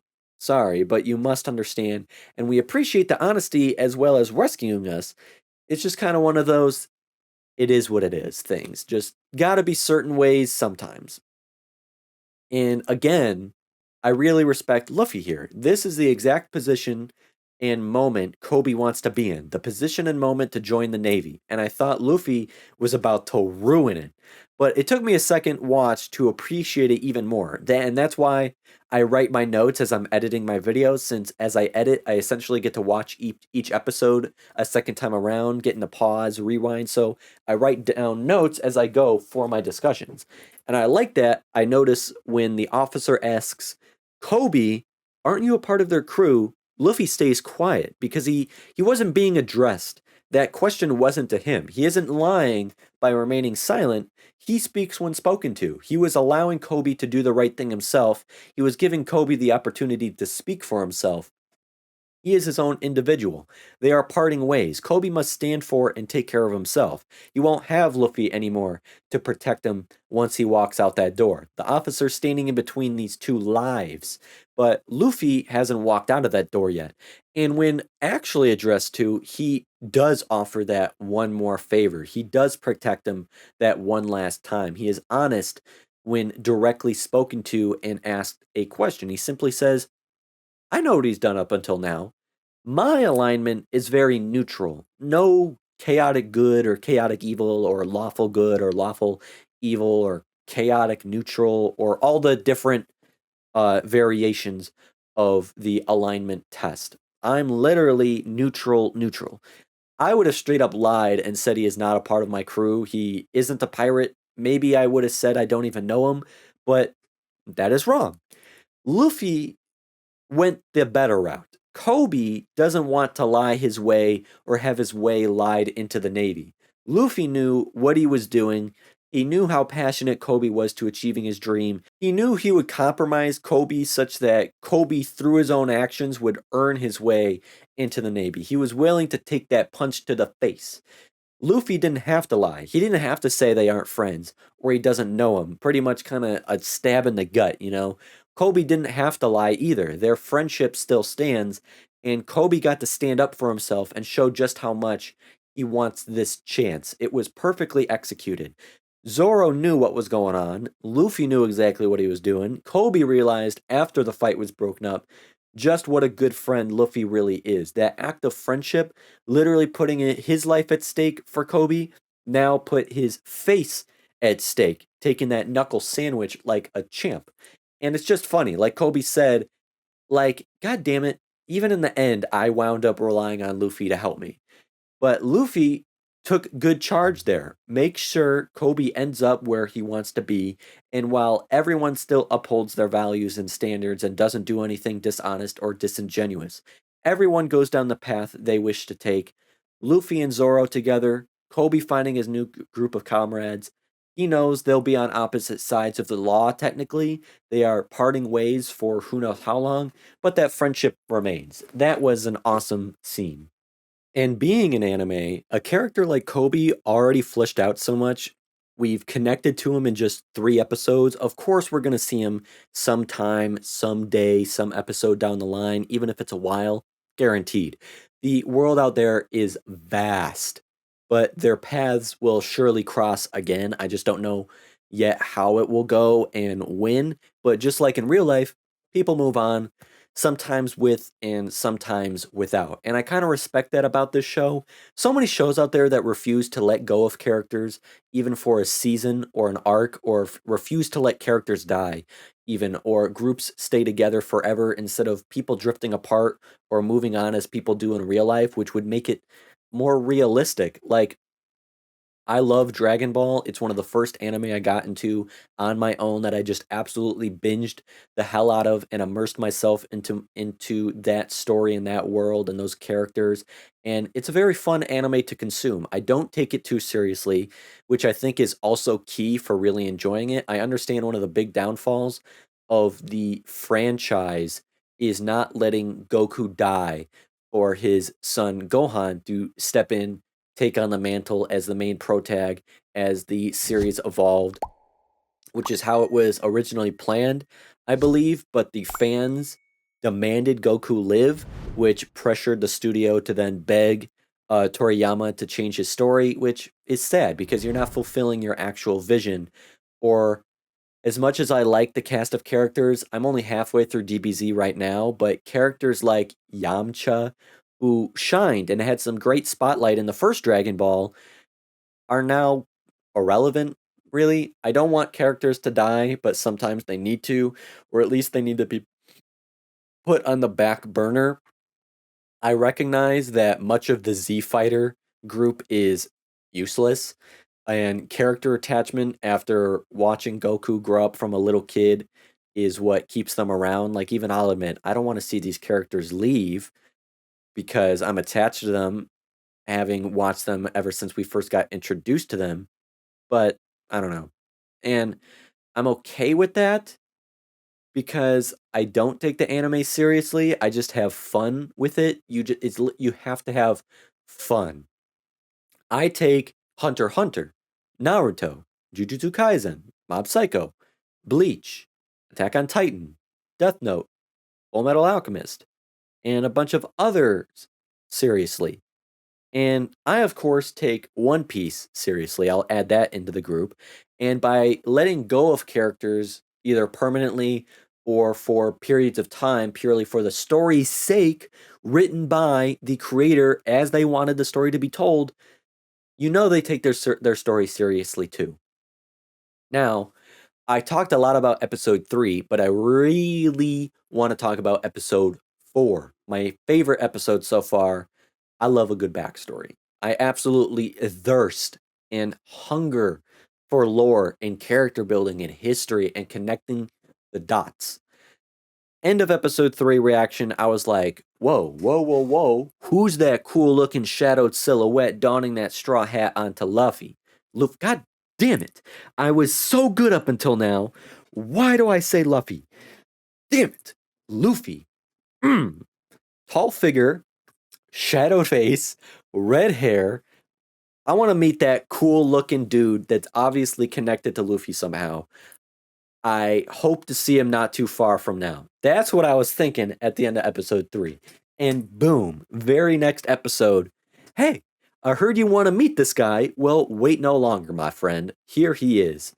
Like, bruh, I think I'm just too acclimated to shows either giving you blue balls and making you wait an ungodly amount of episodes for anything to fucking happen, or shows that make insanely nuanced, subtle references and connections to future and past episodes. Like, Lost is one of my favorite shows of all time, easily top 3. I watch it every year, beginning to end, and I couldn't care less what people have to say about the ending. I know it's controversial. I enjoyed it, and I'm not even religious. I don't even believe in a God, and I still love the ending. But that show would make revelations to scenes and events that happened literally 2 seasons ago, or you'd have to wait to see or hear or find the truth or information on something or someone until God knows when. But that was that was the most amazing nonlinear storytelling I've ever experienced. So I'm not even using that as a negative example, but then again, let me use Dragon Ball again. You got Dragon Ball that literally had you watching Goku run the Serpentine Trail for like 30 fucking episodes. His spaceship taking forever and a fucking light year to get to planet Namek while he trained under 100 times gravity. Then his ass gets there and he gets fucked up and you gotta wait another 20 episodes for him to get out of the healing chamber.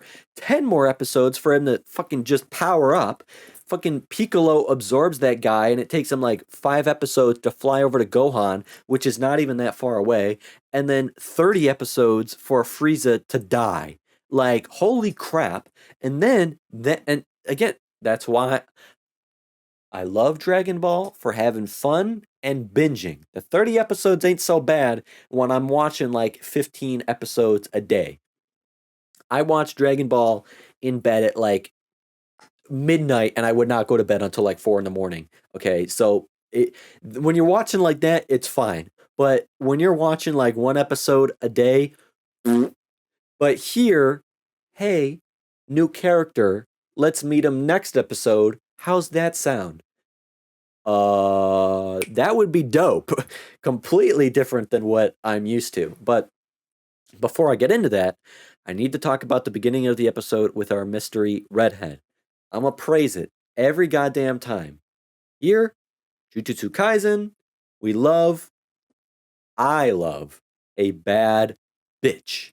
An independent, badass, dope as hell, cool, powerful, absorbing a fair share of the spotlight female, girl, woman character because they are so few and fucking far between in all artistic mediums anime, animation, manga, comics, live action television, film, literature.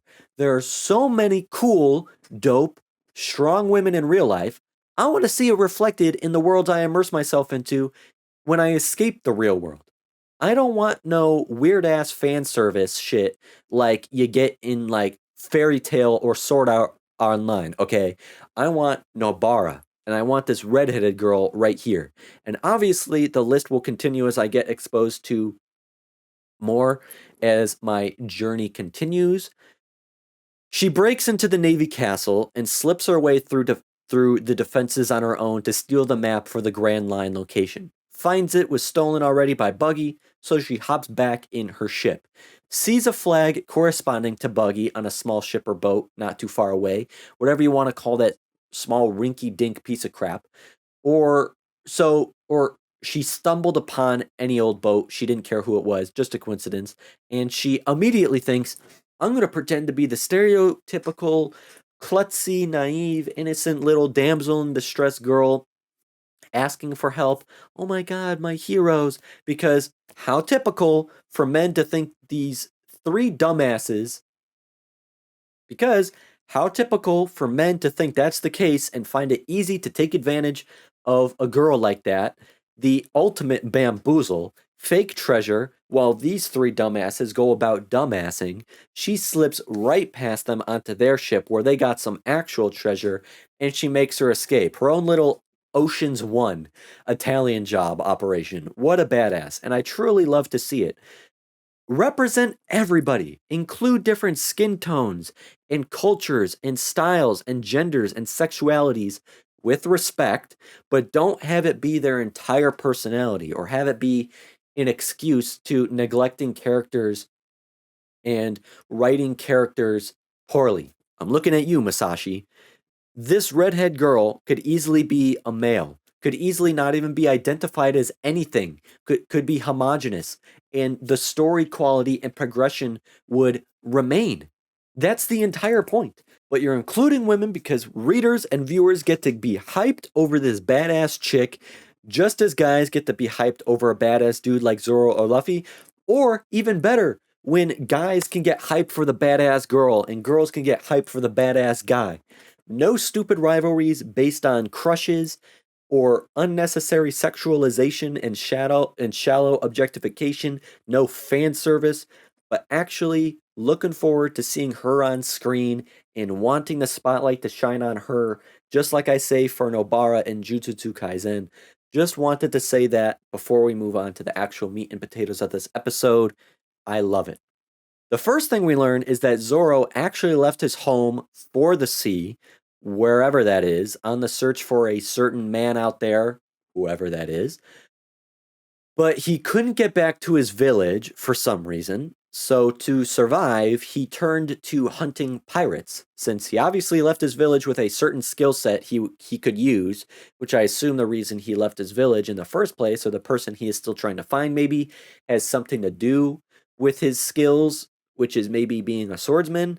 So he no longer wishes to go home. I don't know if he is still looking for that man.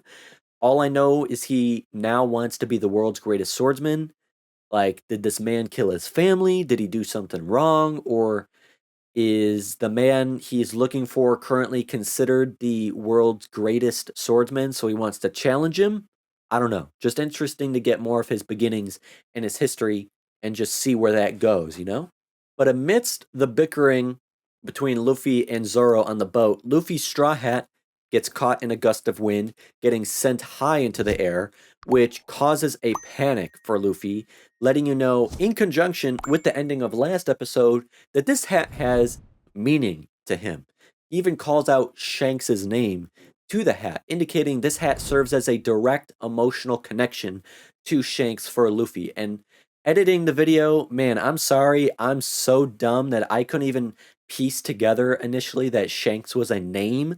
Like, holy crap, man, what am I doing or thinking? What are my brain cells doing? I'm not even gonna bother explaining what I thought the word Shanks was.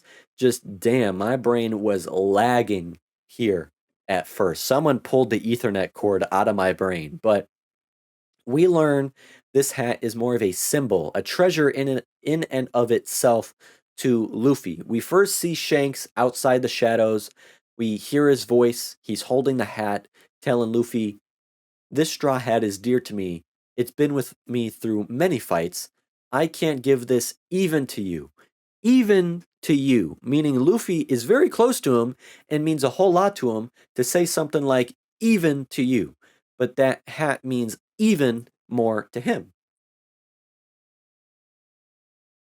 So the flashback we see from a very long time ago, because Luffy is considerably smaller and younger than he is currently. He claims he can be a good pirate because of how good of a swimmer he is and how his punches are like pistols. Two little sentences that I think are very ironic and amusing once we get later into the episode. I also assume wherever this flashback takes place is Luffy's hometown, since how else would everyone know who Luffy is? How would him and Shanks have this relationship, however close they are to each other? How would Luffy even be here, considering Shanks doesn't allow Luffy to travel with him? So it's not like they arrived here together. This has to be this has to be where Luffy originally came from.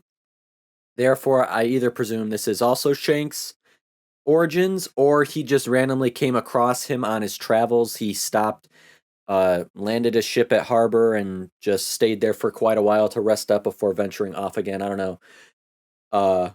Luffy, even from a little kid, has always been a sociable kid, and everyone knows him. So who knows how he got this dynamic? But right away, didn't waste any time in the story portraying Shanks as the character I immediately fuck with, and I like him. Shanks conveys like every attribute about a character I like most. The way you see him interact with the bartenders, his own crew around the bar, Luffy, all of them laughing together, having a great time. You just know the vibes are immaculate and unmatched in that bar. Having him as a captain, you know you're in good hands and in for fun times, you know. When those jackasses come into the bar, Shanks keeps it cool. He's laxed. Literally, he just keeps to himself at that bar, eating his food, drinking from his glass. He doesn't care. He's unbothered. Just like Luffy in the bar last episode with Koby and the Marines, Shanks only speaks when spoken to. Only when those mountain bandits address him and make it his business does he get involved. And he too is straightforward. Can't help but think these are traits Luffy took directly from observing Shanks as a role model. Shanks even apologizes for him and his crew drinking the last of the stock of the booze. But, you know, here, I got this bottle. It ain't much, but you can have it for yourself. Again, I'm sorry. Still charismatic as ever. But this douchebag punches the bottle out of Shanks' hand, breaking it. Like, okay, now nobody gets it. And now you're really an asshole. You marched up in here, claiming you don't want to mess up the place, yet you kicked the damn door down and now spread broken glass and booze everywhere, let alone the atmosphere you just completely took a shit on now. Then he tries to act all tough. I got a bounty of 8 million on my head. That ain't even enough for a bedtime drink. Don't insult me. Like, bro, obviously you're overcompensating for something. I'd be mad too. But with all this needless hostility, like, don't get mad at everybody else because you got a micropene, okay? That's a you problem. You drink so much, you can't even get it up no more. Now you mad at the world. Relax. It's a you problem. But the iconic shadow covers Shanks' eyes, just like the iconic Luffy look, and you think, shit's about to go down. But no, the shadow subsides as Shanks lifts his head. He's more upset about how soaked the floor is and the mess that the bartender lady has to clean up now and deal with. He doesn't care about his broken bottle of booze or his soaked clothes or him looking like a fool. He doesn't care about himself. He cares about others, wanting to clean up the floor and pick up the pieces himself so she doesn't have to. A real gentleman completely disregards the irrelevant jerk smelling up the place.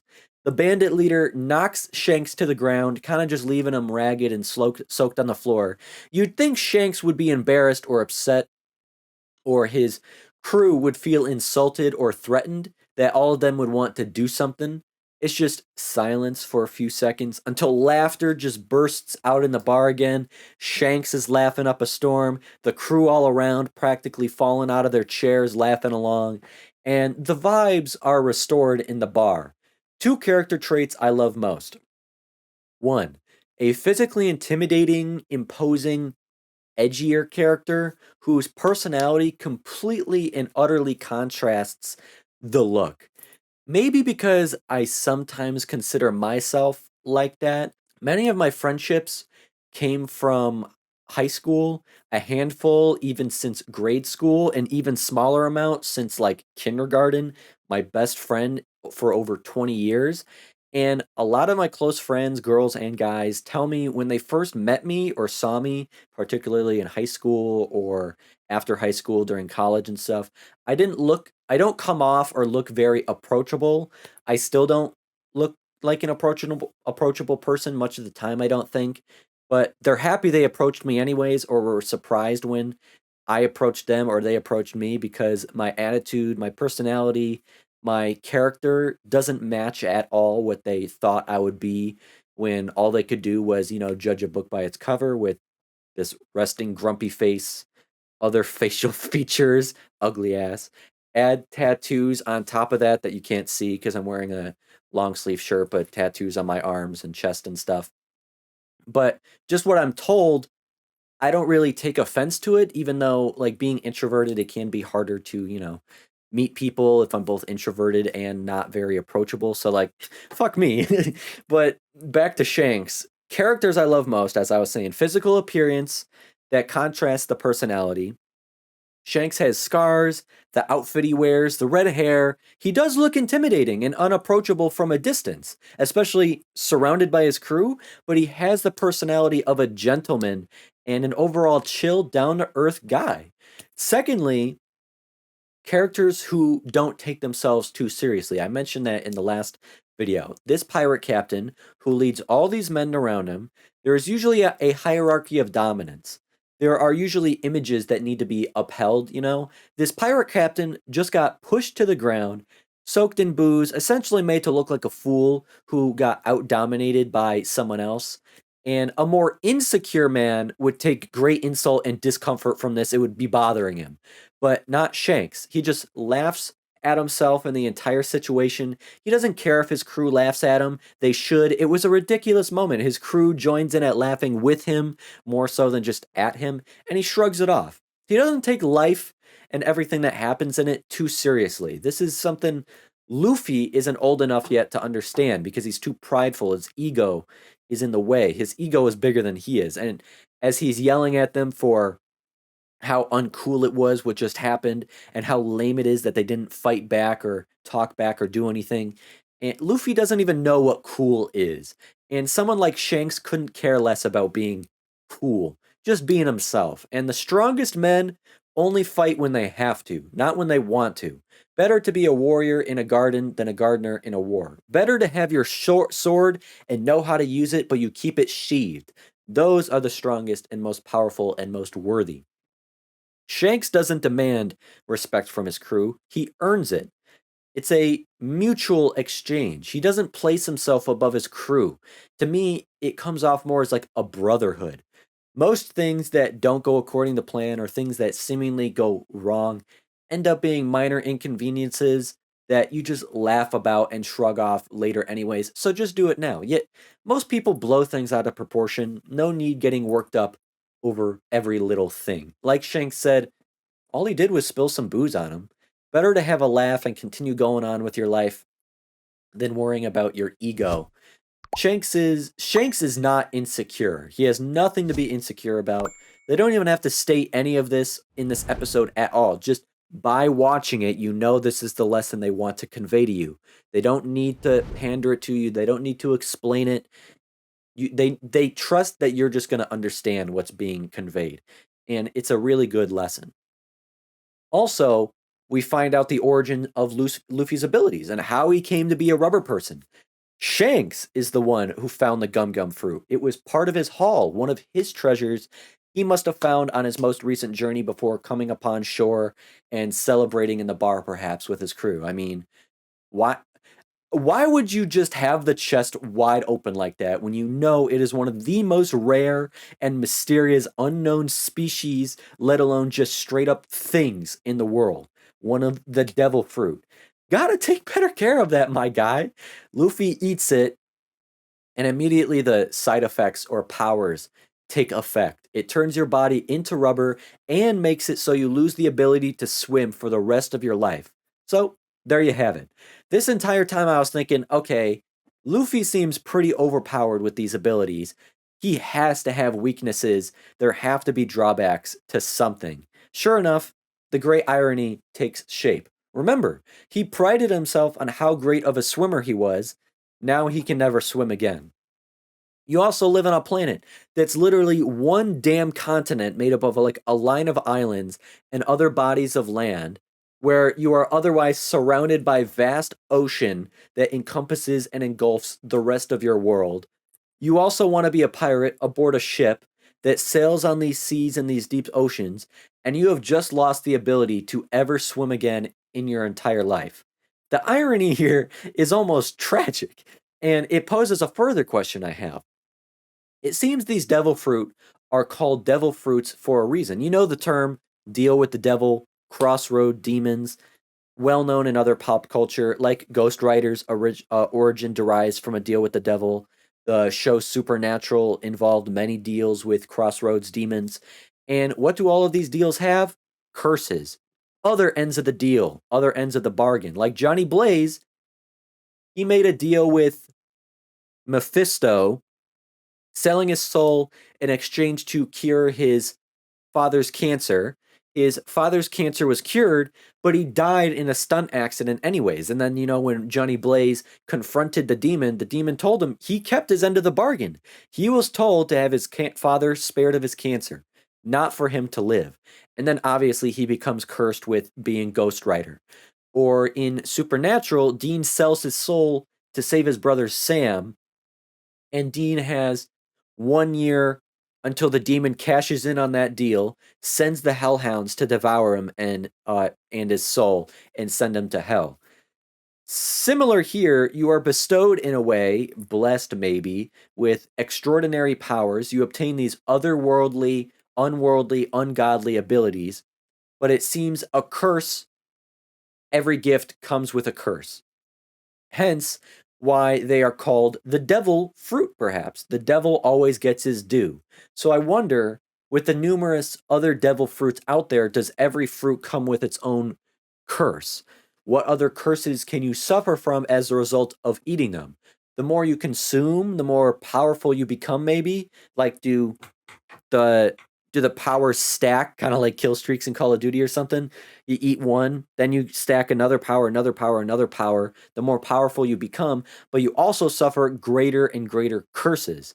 Last episode, for example, Captain Morgan said there's fruit that gives you the ability to breathe fire, another that allows you to summon tsunamis. What could those curses be? Doesn't really make sense to me, though, here, because rubber is less dense than water. Rubber floats. So I don't know why Luffy loses the ability to swim or float, because shouldn't it be the opposite? If anything, he should be more buoyant.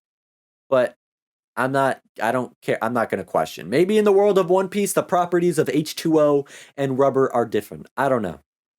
But Luffy, being the prideful kid he is, since Shanks didn't do anything to defend himself and his crew in Luffy's eyes, Luffy takes it thinks he has to take it upon himself to give the bandits a piece of his mind himself to defend them. But remember, he told Shanks he is a grown-up. He isn't a kid. But I think here he realizes he ain't grown up at all. He's a rag doll. His punches aren't like pistols whatsoever. How can he defend Shanks and the crew if he can't even defend himself? And you feel bad for him. But then the real heroes step in and show both Luffy and the bandits how you ought to truly operate. Shanks and the crew prove the bandit leader wrong, makes him eat his own words when he said pirates are all talk. Well, motherfucker, here they are, walking the walk. That widescreen shot of Shanks surrounded by his entire crew was so hard. That was metal as hell. Such a dope shot. Desktop wallpaper worthy for sure. And Shanks embodies here the third character trait I love that goes hand in hand with the second one I said earlier. Second one was characters who don't take themselves too seriously. The third is characters who, when the moment calls for it, they flip that internal switch. Those who don't take themselves too seriously, but take nothing more serious than their friends, their loved ones, their morals, doing right, and making sure those they care about are safe. When they need to be serious because they are stepping into a serious situation, they flip the switch. The aura surrounding them shifts. You feel their presence overpowers all others. Goku, Kakashi, Gojo, Shanks. You have a sword pointed at this child. You think I only talk to talk? Well, I'm walking towards you. You, with your pistol pointed at my head. Put your life on the line, as I'm putting mine on the line. Guns are not toys. You want to play with life and death? Put all your chips on the table then. This is the game you're all in on. Guns aren't meant for mere threatening. You say we're the only ones who talk the talk, but you boys use guns to threaten. Us men use guns to kill. And blam! Shanks' crewmate fires without hesitation, point blank into the bandit's skull. Guy falls dead to the ground, the smoke of the flintlock pistol escaping from the barrel next to Shanks' emotionless face. One of the coldest shots I've ever seen. Certified cold as ice. Are you kidding me? Stamp of approval. I know I didn't react so hyped when it happened the first time around, but trust me, I appreciated that shot in my second watch through. The side of himself Shanks showed during this practically gave me goosebumps. The dark black robe is a killer addition to the fit. So powerful looking. Mixed with the exposed chest, open button white shirt. The shadow concealing the eyes behind the red hair. Telling them to cut the crap. Shut up. Who do you think we are? Saints or something? You're dealing with pirates. I don't care if I'm splattered with booze, food, or even spit on. I'm the kind of guy to just laugh it off and shrug it off. But what I will absolutely fucking not stand for is my friends being hurt or in danger. The bandits charge them, and I don't know who he is, but one guy just tells Shanks, I got it, don't worry. Casually steps forward and swings with what looked like a giant bat or club, definitely some sort of melee weapon, I believe, and just destroyed them all. And you realize this is everything present day Luffy wants of his own. No clear role model for Luffy. Shanks is surrounded by not just crewmates, but friends, brothers in arms, comrades, a crew of brothers. Handpicked, each of them strong and capable in their own individual right, but together, side by side as a group, as that guy said, you'd need a warship to take them on. Shanks couldn't ask for a better crew in his eyes. They couldn't ask for a better captain. Each of them know their backs are covered, and they want to cover the backs of their crewmates too. Shanks earns his respect and position as captain. He doesn't demand it, they respect him. Luffy is seeing strong men, a strong crew, who don't care about cool, and they don't waste their time or breath with empty words. They walk the walk while others merely talk the talk. Luffy, with his eyes wide open, witnessing all of this, you know this has influenced him to be who he is today, who we see him as today.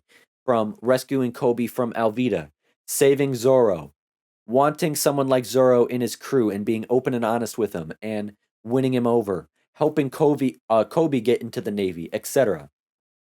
And big thing I want to analyze here, Shanks rescuing Luffy from drowning, and more so getting eaten by the giant Loch Ness monster looking thing. Guy throws Luffy overboard to drown, which wouldn't have been a problem had he not eaten the devil fruit. He was an amazing swimmer in his past life. Now he can't swim at all, the curse that's been set on him. Sea Monster comes out of absolute nowhere, eats up the bad guy. Hell yeah, goodbye. Won't be missing ya. The long historical plot device known in literature as just desserts. The villain literally finding their evil deeds to come back to bite them, in this case, eat them. But just as Luffy is about to get eaten up by the monster, Shanks appears out of nowhere. Literally, he's like floating in the water. Like, how the hell did he get here so fast? And how did he command the monster to leave? Is my biggest question. He stares the monster down. You see the monster's eyes go from bloodthirsty to like almost hypnotized, the two of them in a deep stare, tunnel vision in each other's eyes. The screen zooming in on Shanks's concentrating eyes, then zooming on the monster's gaping wide open eyes. Shanks tells it, "Get lost," and it just does. Now, the way they made sure to pause and hang on the eyes, the way he commanded it to leave, the way the look on the monster's face, a whole lot of theories and predictions start to sprout in this brain of mine, okay? If you haven't watched or been following along with my Hunter x Hunter series, I'm currently very, very accurate with my predictions and analyses. My viewers for Hunter x Hunter can attest to that, I believe. Forming theories and predictions found to be true a handful of episodes later. And I'm going to try and do the same here. In this world that I've come to be exposed to in only 4 episodes, one thing I've been pondering in my mind is the existence of certain supernatural abilities. I want to say the word magic, but not magic per se, but kind of like it. There has to be some sort of power system. And with the existence of devil fruit, certain abilities, the fact that the Grand Line and the Red Line sound so mysterious and supernatural and eerie, now seeing Shanks act the way that he did, I'm really starting to believe there to be a system of sorts in this universe. Similar to learning Nen in Hunter x Hunter, jutsus in Naruto, being an Esper in Mob, cursed energy in JJK. Whatever Shanks did to that monster, to me, was some sort of ability or power he possesses or channels. I refuse to believe it was merely hoping that a monster being threatened by a regular old guy with hair telling it, "Get out of here," and just, man, I hope that works. I hope that monster's afraid of me. There's no way. Please, please, please, please, please, please, please, please, please, do not spoil this part for me whatsoever. Do not tell me if I'm straight up wrong or right. Don't try to explain it further if there's going to be spoilers. Try to talk about it if you want to with no spoilers. Try and tread that carefully. I know it's hard, but just take your time to word things carefully. That's what I try to shoot. I want to have conversations and good discussions, and with good discussions and good conversation means wording things carefully. So I would just appreciate that caution from you if you want to talk about things without giving spoilers. Otherwise, I would just have to delete the comment, or I'm just not going to look at it whatsoever, and my comment moderators can handle it. I want to see for myself as we go just how correct or incorrect I am. But that's my official, that is my first official big theory here. I watched this scene a good 5 times while I was editing the reaction portion. And you know, when it's just a feeling, I know from the thousands of movies and shows I've watched in my life that the pausing, the holding, the zooming, the dramatization, brought here, the background instrumentals and the sound, it just had weight, okay? There's an overall sense of levity in this show, but then it just drops down to this weight that they place on this moment. The way Shanks is built as this character and how he's portrayed, it would fit him perfectly to have these abilities, whatever they are. It's just a feeling I'm getting. He fits this archetypal character I'm thinking about in my head. Remember this prediction for the episode and day. I see if I'm right or wrong. But as observant as I was in that moment, I still don't understand how he lost his arm. Can any of you fill me in? Did he lose his arm by defending Luffy from the sea monster? Like, did the monster bite it off because Shanks placed himself in between Luffy and the monster right as it was striking and kind of just chomped?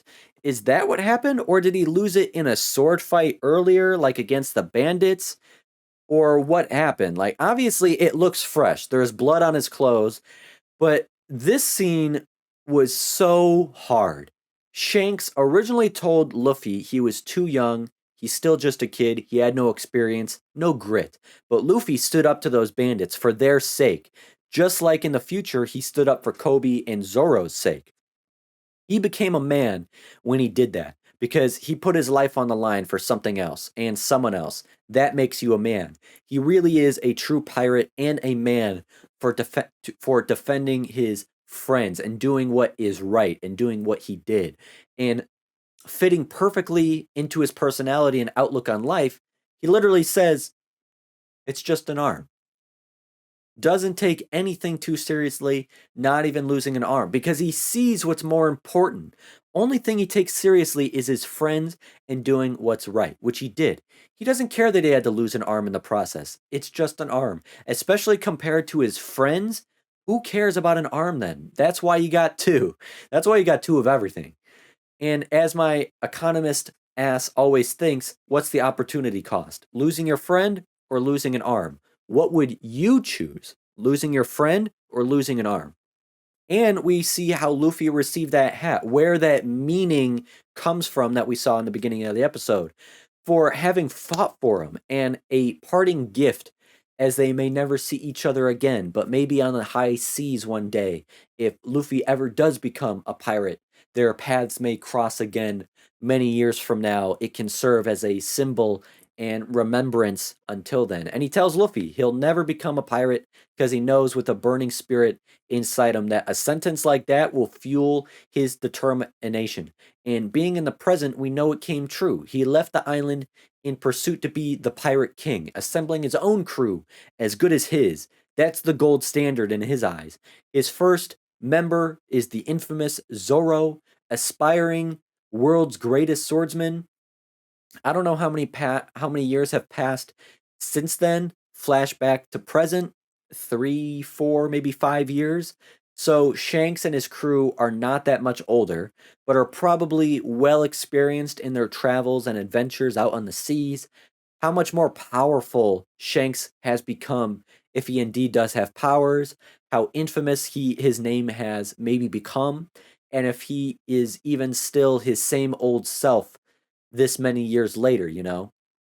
Will the two still be friends when and if they meet again? Will Shanks still be the guy who doesn't take himself too seriously?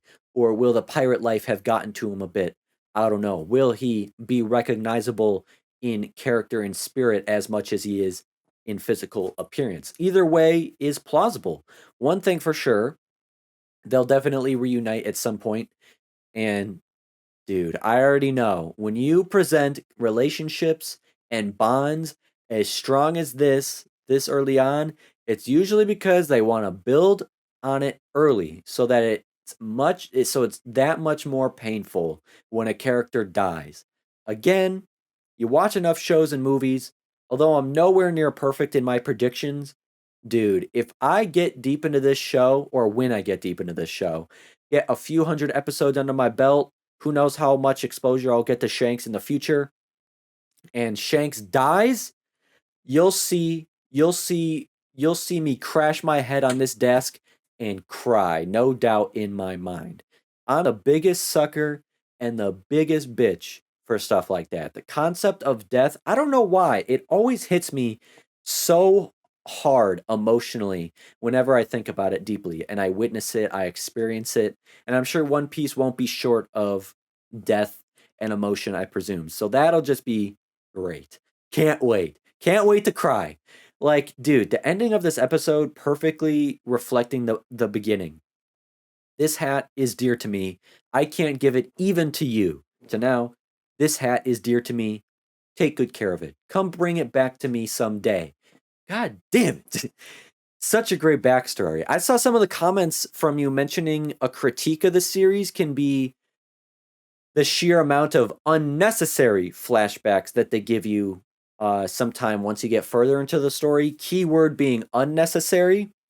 And I'll have to judge for myself as I go and take the advice of viewers how I should watch, what episodes. But this flashback episode was stellar. Easily my favorite episode so far of the 4. So much lore, history, emotional attachment, investment, and character development. 10 out of 10. And I'll be eager to meet Buffy, even though I absolutely, is it Buffy or Buggy? It's Buggy, right? Even though why can't I remember now? Even though I absolutely hate clowns, I want to see what devil fruit he ate, what powers he got bestowed upon him. Likewise, what curse he received, if there is one for every fruit. And of course, who do we see again? And not only that, but doing badass shit at the same time again, as always, our mysterious redheaded girl, of course. Of course, she managed to find Buggy the Immortal, slip through his defenses again, and snag the actual map for the Grand Line and book it back to her ship. Like, how many times are we gonna encounter her when I still don't even know her name yet? Like, teasing us is so obvious. We're getting teased, making me impatient to see her join Luffy's crew as a valuable, strong member to rival Shanks' crew. And of course, even more, all paths have to converge. The huge coincidence that the bird carrying Luffy flies over the same island our girl is on, and he lands literally a few feet away right in front of her. And that's where the episode ends. Surely we will be seeing them work together to get the hell out of there. Zoro will appear with his 3 other buggy crewmates to the island just in time to, pull a quick exfil maneuver. Dump the clowns off, gain a new crew member and the map to the Grand Line. Maybe we'll see Buggy in the process. I don't know. His seemingly fat ass looks to be chilling in his circus tent. But maybe the two get captured together. Zoro will have to save them so we get to see him in the spotlight to show what he's really got going on. I don't know. Either way, we're 4 for 4 right now, and I'm predicting the streak of great episodes to continue into the next One Piece video. But if you enjoyed the video, hitting the like button to let me know is awesome. Better yet, 75% of you watching my videos are not subscribed. So if you haven't already, subscribe to my channel to stay in the loop. Keep the conversation going down in the comments below where this community can grow and connect even more. And if you want to support me and receive limited time exclusive Let's Watch series content in return, you can always join Jughead's Journey over on my Patreon. It really means a whole lot to me. Having said all that, and with that said, so long, farewell, until next time, thank you, stay happy, and I hope you have a good one. Peace.